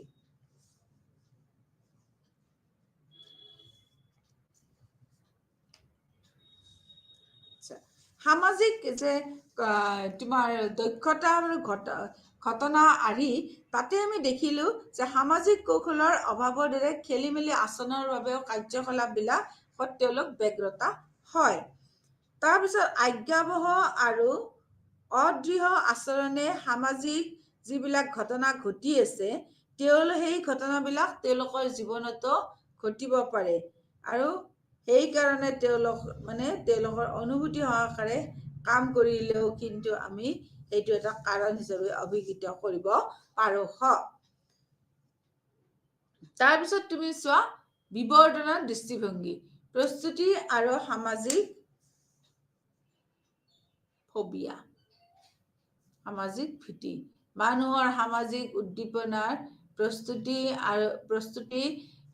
আশংকা যে প্ৰাপ্ত কৰাৰ এক বিৱৰ্তনমূলক আধাৰৰ যিটো প্ৰৱণতা আছে সেই আধিপত্য আৰু আক্ৰমণৰ সৈতে ই সংকট বহনকাৰী হিচাপে কাম কৰে। তাৰপিছত চোৱা আমি এতিয়া ফবিয়াৰ চিকিৎসা আমি চাম। ফবিয়াৰ চিকিৎসাতনো কি কি আমাৰ সমল হিচাপে পাওঁ। তেওঁলোকে ভাবে যে কোনো মানুহে মোক ভাল নাপায়, কোনো মানুহে মোৰ প্ৰতি আসক্তি নহয়। থেৰাপিষ্টসকলে কি কৰিছে তেনে ব্যক্তিসকলক পুনৰ বিশ্লেষণৰ জৰিয়তে যে এক নেতিবাচক জ্ঞান পুনৰ্গঠনত কি হ'ল তোমাক সহায় কৰে আৰু জ্ঞানীয় বিকৃতিৰ উৎপত্তিৰ বিষয়ে তেওঁলোকে কি কৰে শিক্ষা দিয়ে। কেনেধৰণে নেতিবাচক ভাৱবোৰে সহজতে তেওঁলোকক নেতিবাচক স্বভাৱবোৰৰ উপস্থিত হয় এইবিলাক তেওঁলোকে চিন্তা কৰে। এনেধৰণৰ ভাৱবোৰক বাৰু বাৰে বাৰে যে উৎসাহিত কৰা হয় তেতিয়া তেওঁলোকে নিজৰ পৰা আনলৈ আৰু আনৰ পৰা সমাজলৈকে তেওঁলোকে মনোনিৱেশ কৰিব পাৰে। এতিয়া ফবিয়া চিকিৎসা যদি আমি চাওঁ তেনেহ'লে আমি কি ঔষধ কিছুমান আমি ব্যৱহাৰ কৰিবলৈ দেখা পাওঁ যে মনোবিজ্ঞানীসকলে ফবিয়াৰ ক্ষেত্ৰত কি ঔষধ ব্যৱহাৰ কৰি আছে। MAO MAO এইটো তোমালোকৰ মোনাইম অক্সিডাইড ইনহেবিটৰ্ছ বুলি আছে, পেজ নাম্বাৰ 58ত চাই লোৱা। মোনামাইন অক্সিডাইড ইনহেবিটেন্স এইটো হৈছে MAO। SSRI তাৰ এব্ৰিভিয়েশ্যন হৈছে সিলেক্টিভ ষ্টেৰিঅটিন ৰিপোটেকে ইনহেবিটেশ্যন, সিলেক্টিভ সেৰোটাইন ৰিপোটেকে হেবিটেশ্যন। তাৰপিছত আছে ডিচাইক্লন আৰু তাৰপিছত কি হ'ল তোমাৰ ডিচাইক্লোচাইন, এইটো ইনজেকশ্যন য'ত মানে কি হৈছে কগনিটিভ বিহেভিয়াৰ থিয়ৰিও কি হৈ আছে ছাকচেছফুল ট্ৰিটমেণ্ট হিচাপে ব্যৱহাৰ কৰা আমি দেখিবলৈ পাওঁ। এতিয়া অহা আতংকিত যে বিকাৰবিলাক আছে তাৰ নিদানিক দিশবোৰ। ক্লিনিকেল আসপেক্টছ পেনিক ডিজৰ্ডাৰ 2.8ত আছে। DSM আতংকৰ আক্ৰমণক অস্বস্তিৰ তীব্ৰ ভয়ৰ এক পৃথক সীমা হিচাপে সংজ্ঞায়িত কৰিছে। DSM 5ত তোমাৰ বক্স নম্বৰ 2.3 চোৱা, তাতে কিছুমান সামাজিক ভীতিৰ চৰ্ত দিছে যে পেচেণ্ট যিজনে ভীতিগ্ৰস্ত হয় তেওঁৰ কি হ'ব, বুকুৰ ধপধপনিটো বাঢ়িব, তেওঁৰ ঘাম ওলায়, তেওঁ কপে, তেওঁ কি হয় উশাহটো ছুটি হয়, কেতিয়াবা উশাহটো দম বন্ধ হয়, শ্বাসৰুদ্ধ হয়, কেতিয়াবা শ্বাস প্ৰশ্বাসত ইমান কষ্ট পায়। সেই ভীতিগ্ৰস্ত মানুহজনে কি হ'ব, মাজে মাজে কিবা খালেও যেন বমি লাগিব, পেটত অসহ্য বেদনা অনুভৱ কৰে। তাৰপিছত তেওঁলোক কেনেকুৱা হয়, দুৰ্বল হয়, টোপনি ভাৱ হয়। তেওঁলোকৰ কি হয়, যেতিয়া তেতিয়া যদি চোৱা যায় হাত ভৰি ঠাণ্ডা হয়, হৃদস্পন্দনটো সংবেদনবিলাক মানে চেনচেশ্যন হয়, সংবেদনবিলাক তেওঁলোকে অনুভৱ কৰে, তেওঁলোক জঠৰ হৈ যায়। আৰু আমি দেখিলো পেনিক ডিজৰ্ডাৰত ভোগা ব্যক্তিসকলে আনৰ পৰা সদায় আঁতৰত থাকে। তেওঁলোকে মৰাৰ ভয় কৰে, তেওঁলোকৰ কণ্ট্ৰল নাথাকে কোনো ধৰণৰ। এনেধৰণৰ 13টা তেওঁলোকে কি কৰিছে চৰ্ত দিছে। এই চৰ্ত 13টাৰ যিকোনো এটাত যদি আমাৰ মানে মানুহজন মানে পৰে তেতিয়াও কিন্তু এইবিলাক 1 মাহলৈকে থাকিব পাৰে। আতংক আৰু উদ্বেগৰ যদি আমি বৈশিষ্ট্য চাওঁ তেতিয়াহ'লে দেখিম যে আতংক পেজ নাম্বাৰ উলিয়াই লোৱা 60, যে আতংক আৰু উদ্বেগ যদি আমি চাওঁ তেনেহ'লে দেখিম যে লক্ষণবোৰ হঠাতে হয়, চিমটমছ ডেভেলপ এব্ৰাপ্টলি, যে পেনিকটো কি হয় হঠাতে হয়। আৰু ই যদি ভয় খাই কোনোবা পেনিকত যদি আতংকিত হয় তেতিয়াহ'লে কিন্তু সি 10 মিনিটৰ পৰা 20 মিনিট বা আধা ঘণ্টা পৰ্যন্ত থাকিব পাৰে। 2 নম্বৰটো কৈছে। 3 নম্বৰটো কৈছে যে খুব বেছি থাকিলেও 1 ঘণ্টাতকৈ বেছি থাকিব নোৱাৰে পেনিকটোৱে। আনহাতে যদি এনজাইটি যদি চোৱা, ই কি হ'ব আমাৰ এব্ৰাপ্টলি ই কিন্তু নঘটে। আৰু যদি চিমটমছ বিলাক চোৱা তে ই কিন্তু পেনিকত ইন্টেন্স নাহে আৰু ই খুব দীঘলীয়া সময়ৰ বাবে ৰখি যায়। উদ্বেগটো আমাৰ লাষ্টিংটো বেছি, ই কিন্তু খুব বেছি 1 ঘণ্টালৈকে থাকে। তোমালোকক ডায়েগ্ৰাম আঁকি টেবুলত চোৱা 2.1ত difference between panic and anxiety দিছে। গতিকে তুমি চোৱা, কোনো মানুহ আমি উদ্বিগ্নতাৰ চিকাৰ নোহোৱাকৈ ভীতিগ্ৰস্ত হ'ব পাৰে বুলি কৈছে, যে তেওঁলোকৰ যে ভীতিগ্ৰস্ত হ'ব পাৰে। তাৰপিছত চোৱা টাইপছ অফ পেনিক এটাক, 2 ধৰণৰ আমি মানে সেইটো পাওঁ, পেনিক এটাকছ বিলাক চাওঁ। 1 নম্বৰ কৈছে কিউইড বা পৰিস্থিতিগতভাৱে আতংকিত আক্ৰমণ। 2 নম্বৰ কৈছে কুইড আতংক আক্ৰমণ, যে কোনো প্ৰৰোচনাৰ অনুপস্থিতিত ফবিয়া, যে বজাৰত গ'লে ভয় খায়। তাৰপিছত কৌমৰবতী, প্ৰচলন, লিংগ পাৰ্থক্য, আৰম্ভণি, বয়স, এইবিলাকতো কাৰক হ'ব পাৰে। যে এগ্ৰফেবিয়াত আমি কি পালো, যে বজাৰত যদি এনক্ল'জ জাগাত যদি যায় বা মাৰ্কেটত যায় ভয় খায় গতিকে এইবিলাক কিন্তু আমাৰ কাৰণ হ'ব পাৰে তেওঁলোকে অনবৰত ভাবে এই বজাৰত নাযাওঁ জুই লাগিলে কেনেকে ওলাই আহিম এনেকুৱা ধৰণৰ আতংকত ভুগি পেলাই তেওঁ বজাৰত নাযায় কেতিয়াবা মই গাড়ীখন চলাই আছো কিউট পৰিস্থিতি তোমাৰ চিটুৱেশ্যনেল পৰিস্থিতি যে মই গাড়ীখন কেনেকে চলালে মোৰ মানে কিবা পৰিস্থিতি হয় এইটো ভাবিয়ে তেওঁ গাড়ীখন চলাব নোৱাৰে সেইটো তোমাৰ কিহত আহিব কুইট বা চিটুৱেশ্যনেল পৰিস্থিতিগতভাৱে আতংকিত আক্ৰমণত আহে আকৌ কোনো প্ৰৰোচনাৰ অনুপস্থিতিত যে এগাৰোফোবিয়াটো তোমাৰ সেইটোত আহিল তাৰপিছত দুই ধৰণৰ একেলগে হোৱাটো কোমৰবিডিটি আহিব পাৰে যে ঘৰৰ পৰা তেওঁ একেবাৰে নোলায় এনেকুৱাও হ'ব পাৰে তাৰপিছত তেওঁ কি হ'ব পাৰে যে চিৰিৰ পৰাও নানামে এইটো এটা তেওঁৰ কিন্তু এই আমাৰ কুইট আতংকত আক্ৰমণৰ পৰিব পাৰে যে এগাৰোফোবিয়াৰ লগত পেনিক ডিজৰ্ডাৰটো যেতিয়া আমি বেছিকে থকা দেখিবলৈ পাওঁ যে সেইটো আমাৰ কিন্তু বেছিভাগ মানুহৰ ক্ষেত্ৰত থাকে আৰু এগাৰোফোবিয়া সেইটো কাৰ ক্ষেত্ৰত থাকে লেডিজৰ ক্ষেত্ৰত আমি বেছি দেখিবলৈ পাওঁ যে বজাৰত নাযায় বজাৰত জুই লাগিলে কি হ'ব বা চিৰিৰ পৰা নানামে বা তেওঁলোকে কি কয় আৰু এইটো তোমাৰ যদি হয় বা 23 বছৰৰ পৰা 34 বছৰৰ ভিতৰৰ লেডিগৰাকীৰ ভিতৰত হ'ব পাৰে আৰু সেইটো যদিও হয় আমি তিনিটা ক্ষেত্ৰত যদি মহিলাসকলৰ ক্ষেত্ৰত দেখো সেইটো 40 বছৰলৈকে ই থাকিব পাৰে এতিয়া আতংক বিকাৰৰ বাবে যদি নৈমিত্তিক কাৰণসমূহ চোৱা তেনেহলে প্ৰথমতে পাবা যে বায়োলজিকেল পাৰ্সপেক্টিভ যিটো জৈৱিক দৃষ্টিভংগী তাৰপিছত চাবা আনুবংশিক কাৰণবিলাক মস্তিষ্কৰ কাৰ্যকলাপ থাকে যে মগজুৰ কাণ্ড আৰু নৰপেইডৰ লোকাছ কৰেলিনাছৰ ভূমিকাই আতংকৰ আক্ৰমণ সৃষ্টি কৰে অত্যাধিক সক্ৰিয় এমিগডালা আতংক বিকাৰৰ কাৰণ হ'ব পাৰে যি সদায় ভয় নেটৱৰ্কৰ কেন্দ্ৰ আৰু আমাৰ নিম্ন মগজুৰ এলেকাৰ সৈতে সংযুক্ত হৈ আছে কিছুমান অকাৰ্যকৰী জৈৱ ৰসায়নো থাকে নেৰোড্ৰেনাৰ্জিক আৰু সেৰোটোনাৰ্জিক প্ৰণালীবোৰ আতংকৰ আক্ৰমণত কি হয় জড়িত বুলি আমি জানো যে অত্যাধিক ষ্ট্ৰেছত থাকিলে নেৰোড্ৰেনাৰ্জিক প্ৰণালীটো অতি সক্ৰিয় হয় আৰু তাৰ ফলত কাৰ্ডিওভাস্কুলাৰ লক্ষণবিলাক আমি দেখিবলৈ পাওঁ এইটো হৈছে তোমাৰ জেনেটিক তাৰপিছত সাইকোলজিকেল পাৰ্সপেক্টিভত আমি যদি চাওঁ তেতিয়াহ'লে কি পাম আমি জ্ঞানীয় কাৰকসমূহ আমি পাওঁ তাৰপিছত উদ্বেগ সংবেদনশীলতা আৰু অনুভৱ কৰা নিয়ন্ত্ৰণ উদ্বেগৰ প্ৰতি অতি সংবেদনশীলতা থকা লোকসকলৰ যিবিলাক অতি মানে উদ্বেগ সংবেদনশীল ব্যক্তি আছে তেওঁলোকে কিন্তু আতংকৰ প্ৰতি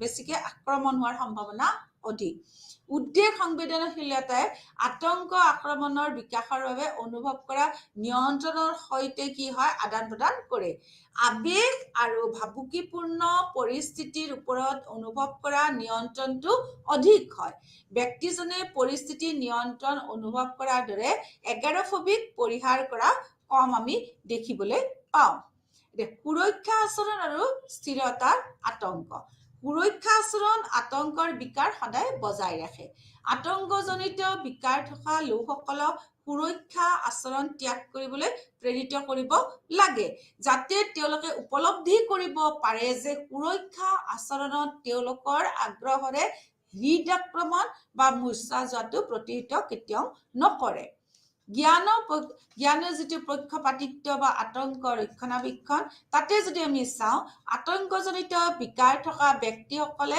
সদায় ভাবুকি তথ্য পক্ষপাত কৰে আৰু পক্ষপাতগ্ৰস্ত দুষ্ট তথ্য প্ৰক্ৰিয়াকৰণৰ ভূমিকাৰ এটা কাৰণ হিচাপে বা আতংক বিকাৰৰ লক্ষণ হিচাপে অস্পষ্ট হৈ থাকে এতিয়া চোৱা আতংক বিকাৰৰ আমি চিকিৎসা কেনেকে কৰিম তাতো এক্সপ'জাৰ থেৰাপি আছে এক্সপ'জাৰ থেৰাপিৰ মতে কি হ'ল অন্তৰ্নিহিত ধাৰণাটো হ'ল কি হয় গ্ৰাহকে বা পেচেণ্টজনে কোনো ক্ষতিকাৰক প্ৰভাৱ নোপোৱাকৈ দীৰ্ঘ সময় ধৰি পেলাই ভয়ংকৰ পৰিস্থিতিৰ সন্মুখীন হোৱাৰ ফলত তেওঁক বা সেই পেচেণ্টজনক কি হ'ব পাৰে আতংকিত আক্ৰমণৰ সৈতে এগাৰোফোবিয়াৰ অসমৰ্থতা উপলব্ধি কৰাত সহায় কৰিব পাৰে তাৰপিছত চোৱা তোমাৰ 2 নম্বৰ কৈছে 1980 চনত আতংকৰ আক্ৰমণৰ বাবে ইণ্টাৰচেপ্টিভ এক্সপ'জাৰ যিটো ব্যৱহাৰ কৰা হৈছিল তাত আভ্যন্তৰীণ শাৰীৰিক সংবেদনবোৰ যেনে মূৰ ঘূৰোৱা,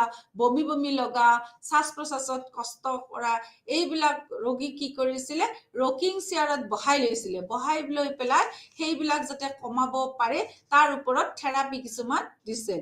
যেতিয়া ৰোগীয়ে আতংকিত আক্ৰমণ নোহোৱাকৈ এনে পৰিস্থিতিৰ লগত খাপ খাই লয় তাৰপিছত তেওঁক এৰি দিছিলে। যে এনেকুৱা ধৰণৰ কিছুমান থেৰাপিৰ দ্বাৰাও কিন্তু আমি তেওঁলোকৰ বিকাৰটো কমাই আনিব পাৰো, যিটো এনজাইটি বিকাৰ আছে আমাৰ সেইটো কমাই আনিব পাৰো। তাৰপিছত কৈছে ইন্টিগ্ৰেটিভ টেকনিক। এইটোনো কি সংহত কৌশল, যে ৰোগীক নেতিবাচক স্বয়ংক্ৰিয় চিন্তাবোৰ চিনাক্ত কৰিবলৈ দিয়া হয় আৰু যৌক্তিক প্ৰক্ৰিয়াৰে বিবাদ কৰিবলৈ শিকোৱা হয়। হাইপোথেচিছ পৰীক্ষা আৰু হাস্যৰসৰ দৰে কিছুমান কৌশল ব্যৱহাৰ কৰে। তাৰপিছত ৰোগীক এনে পৰিস্থিতিৰ ফলত হোৱা অসুবিধা যিবিলাক আছে সেই অসুবিধাবিলাকৰ বিৰুদ্ধে সহনশীল হ'বলৈ তেওঁ সহায় কৰিবলৈ লাগে। যে সহনশীল হওঁতে কিছুমান তেওঁ আতংকৰ সন্মুখীন হয় আৰু ইয়ে ৰোগীক আতংক সৃষ্টিকাৰী পৰিস্থিতিৰ সৈতে দক্ষতাৰে মোকাবিলা কৰা সহায় কৰে। তাৰ উপৰি আমি কিছুমান ঔষধ ব্যৱহাৰ কৰা আমি দেখিবলৈ পাইছো যে ঔষধবিলাক কি হৈছে এক্সিঅলাইটিক, এণ্টিডিপ্ৰেছন ইত্যাদিৰ দৰে কিছুমান ঔষধ আমি ব্যৱহাৰ কৰা দেখিবলৈ পাওঁ। কিন্তু কি হৈছে এইবিলাকৰ কিছুমান ছাইড এফেক্টও আছে। যেনে এণ্টিডিপ্ৰেছনৰ কিছুমান ছাইড এফেক্ট আছে। কেনেকুৱা ছাইড এফেক্ট? শ্লিপত আমাৰ টোপনি ডিজৰ্ডাৰ এটা হ'ব পাৰে, টোপনি ভাগ হ'ব পাৰে, তাৰপিছত তেওঁলোকৰ যিকোনো সময়তে ড্ৰাউজিনেছ ফিল হ'ব পাৰে। এইবিলাক হৈছে ছাইড এফেক্ট হ'ব পাৰে। তাৰোপৰি আমি যে আন কিছুমান কি মুখখন শুকাই যোৱাৰ নিচিনা ড্ৰাই মাউথ হ'ব পাৰে। তাৰপিছত তেওঁলোকৰ কি হ'ব পাৰে চকুইদি কমকে ব্লাড ধোঁৱা দেখিব পাৰে, কনষ্টিপেশ্যনৰ দৰে আদি লক্ষণবিলাক হ'ব পাৰে যদি ঔষধ ব্যৱহাৰ কৰা যায়। গতিকে ঔষধবিলাক ৰোগীয়ে কিন্তু ডিছকণ্টিনিউ কেতিয়াবা হ'লে ধৰা 1 মাহৰ ঔষধ দিছে তেওঁ ডিছকণ্টিনিউ কৰি দিছে, ডিছকণ্টিনিউ কৰি দিলে আকৌ কিন্তু সেই ঔষধবিলাক ব্যৱহাৰ কৰিব লগা হ'ব পাৰে, কিয়নো ৰোগটো পুনৰাবৃত্তি হ'ব পাৰে। গতিকে ছাত্ৰ ছাত্ৰীসকল চোৱা, এতিয়া যে আমি এইখিনি পালো তাৰ সামাৰাইজ কৰিলে তুমি গম পাবা যে প্ৰথম কথা হ'ল DSM-5 তোমাৰ এনজাইটি ডিজৰ্ডাৰটো লৈ আহিছে সমাজলৈ। এনজাইটি ডিজৰ্ডাৰটো যে সমাজলৈ লৈ আহিলে তাৰে কি কৰিলে তেওঁলোকে ভাগ কৰিলে কি কি ভাগত? Anxiety disorder, specific phobia, social phobia আৰু পেনিক ডিজৰ্ডাৰ। এইকেইটা তোমাৰ DSM-5 ভাগ কৰিলে। DSM-5 কি কৰিলে স্পেচিফিক ফবিয়া, সাধাৰণ যিখিনি ফবিয়া আছে সেইখিনিক আকৌ চিম্পল ফবিয়া বুলি তাহাঁতৰ আকৌ 5টা ভাগ কৰিলে। চিম্পল ফবিয়াৰ 5টা ভাগ হৈছে এনিমেল টাইপ, নেচাৰেল টাইপ, এইকেইটা যে মই ক'লো চিটুৱেশ্যনেল টাইপ, প্ৰথমতে তোমালোকক ক'লো এইখিনি। তাৰপিছত ফবিয়া, আমাৰ এনে ফবিয়া বুলি ক'লে সাধাৰণতে কি হয় ই সাইকোলজিকেল, মনোবৈজ্ঞানিক। সি কি হ'ব পাৰে? আচৰণগত হ'ব পাৰে, সি কি হ'ব পাৰে? আমাৰ জৈৱিকভাৱেও আহিব পাৰে, আৰু কেতিয়াবা কি হ'ব পাৰে ক্ৰম বিকাশৰ কাৰণে হ'ব পাৰে, আৰু কেতিয়াবা জ্ঞানীয় বিকাশৰ কাৰণেও হ'বও পাৰে। ছচিয়েল ফবিয়া, যিবিলাক সামাজিক ফবিয়া আছে, যেনেকুৱা সমাজত কথা ক'ব নোৱাৰে, সমাজত খাব নোৱাৰে, সমাজত কি কৰিব নোৱাৰে, লিখিব নোৱাৰে, এইবিলাক ফবিয়া যেতিয়া বিকাৰগ্ৰস্ত হয় তেতিয়া কিন্তু লোকজনক কিছুমান পৰিস্থিতিৰ সৈতে মোকাবিলা কৰিবলৈ দিব লাগে। কেনেকুৱা? যে যিবিলাকৰ আতংকজনিত বিকাৰ থাকে সেইসকল লোকৰ শাৰীৰিক সংবেদনৰ প্ৰতি তেওঁলোক অতি সংবেদনশীল হৈ থাকে, আৰু শাৰীৰিক সংবেদনৰ প্ৰতি তেওঁলোক অধিক যেতিয়া সংবেদনশীল হৈ থাকে তেতিয়া তেওঁ ভয়ৰ চিকাৰগ্ৰস্ত হ'ব পাৰে বা বিকাৰগ্ৰস্ত হ'ব পাৰে। আকৌ তোমালোকক আৰু এটা খুব হ'ল ক'লো যে তোমাৰ ডিষ্টিংগুইছ যে পেনিক আৰু এনজাইটিৰ যিটো ডিফাৰেঞ্চ, এইটো ডিফাৰেঞ্চ তোমালোকে ভালকে মনত ৰাখিবা। এগেৰফেবিয়া কি সেইটো মনত ৰাখিবা। তাৰপিছত তোমালোকে মনত ৰাখিবা কিউট বা চিটুৱেশ্যনেল প্ৰিডিছপ'জেল পেনিক এটাকনো কি সেইটো বস্তু তোমালোকে ভালকে মনত ৰাখিবা গতিকে এই যে বজাৰত নাযায় সেইটো কিহৰ কাৰণে নাযায় এক ধৰণৰ তেওঁ আতংকত ভুগে যে বজাৰত যদি যাওঁ কিবা কাৰণত যদি জুই লাগে কেনেকে ওলাই আহিম আৰু সেইটো মহিলাৰ ক্ষেত্ৰত বেছিকৈ আমি দেখিবলৈ পাওঁ আৰু সেই মহিলাৰ ক্ষেত্ৰত যিসকল মহিলা এনেকুৱা মানে আতংকত ভুগে 40 বছৰ বয়সলৈ কিন্তু এইটো কণ্টিনিউ কৰিব পাৰে আকৌ কিছুমান মানুহ দেখো যে চিৰিৰ পৰা নামিব ভয় কৰে কিছুমান মানুহক দেখো যে এনক্লোজ ৰুমৰ ভিতৰত সোমাবলৈ ভয় কৰে এইবিলাক ভয়ৰ পৰা চিকাৰৰ পৰা মুক্তি পাবৰ কাৰণে তেওঁলোকক কিছুমান এনেকুৱা সিচুৱেশ্যন এনেকুৱা কিছুমান তেওঁলোকক প্ৰদৰ্শন কৰিব লাগে ঘটনাৰ তেওঁলোকক চিনেমাৰ মাজেদি লৈ যাব লাগে যিটো পৰিৱেশত কোনো এটা আতংকগ্ৰস্ত ঘটনাই তেওঁলোকক শিকায় যাতে তেওঁলোকে সেই আতংকৰ পৰা আহিব পাৰে ছাত্ৰ ছাত্ৰীসকল ইয়াতে এৰিছো নমস্কাৰ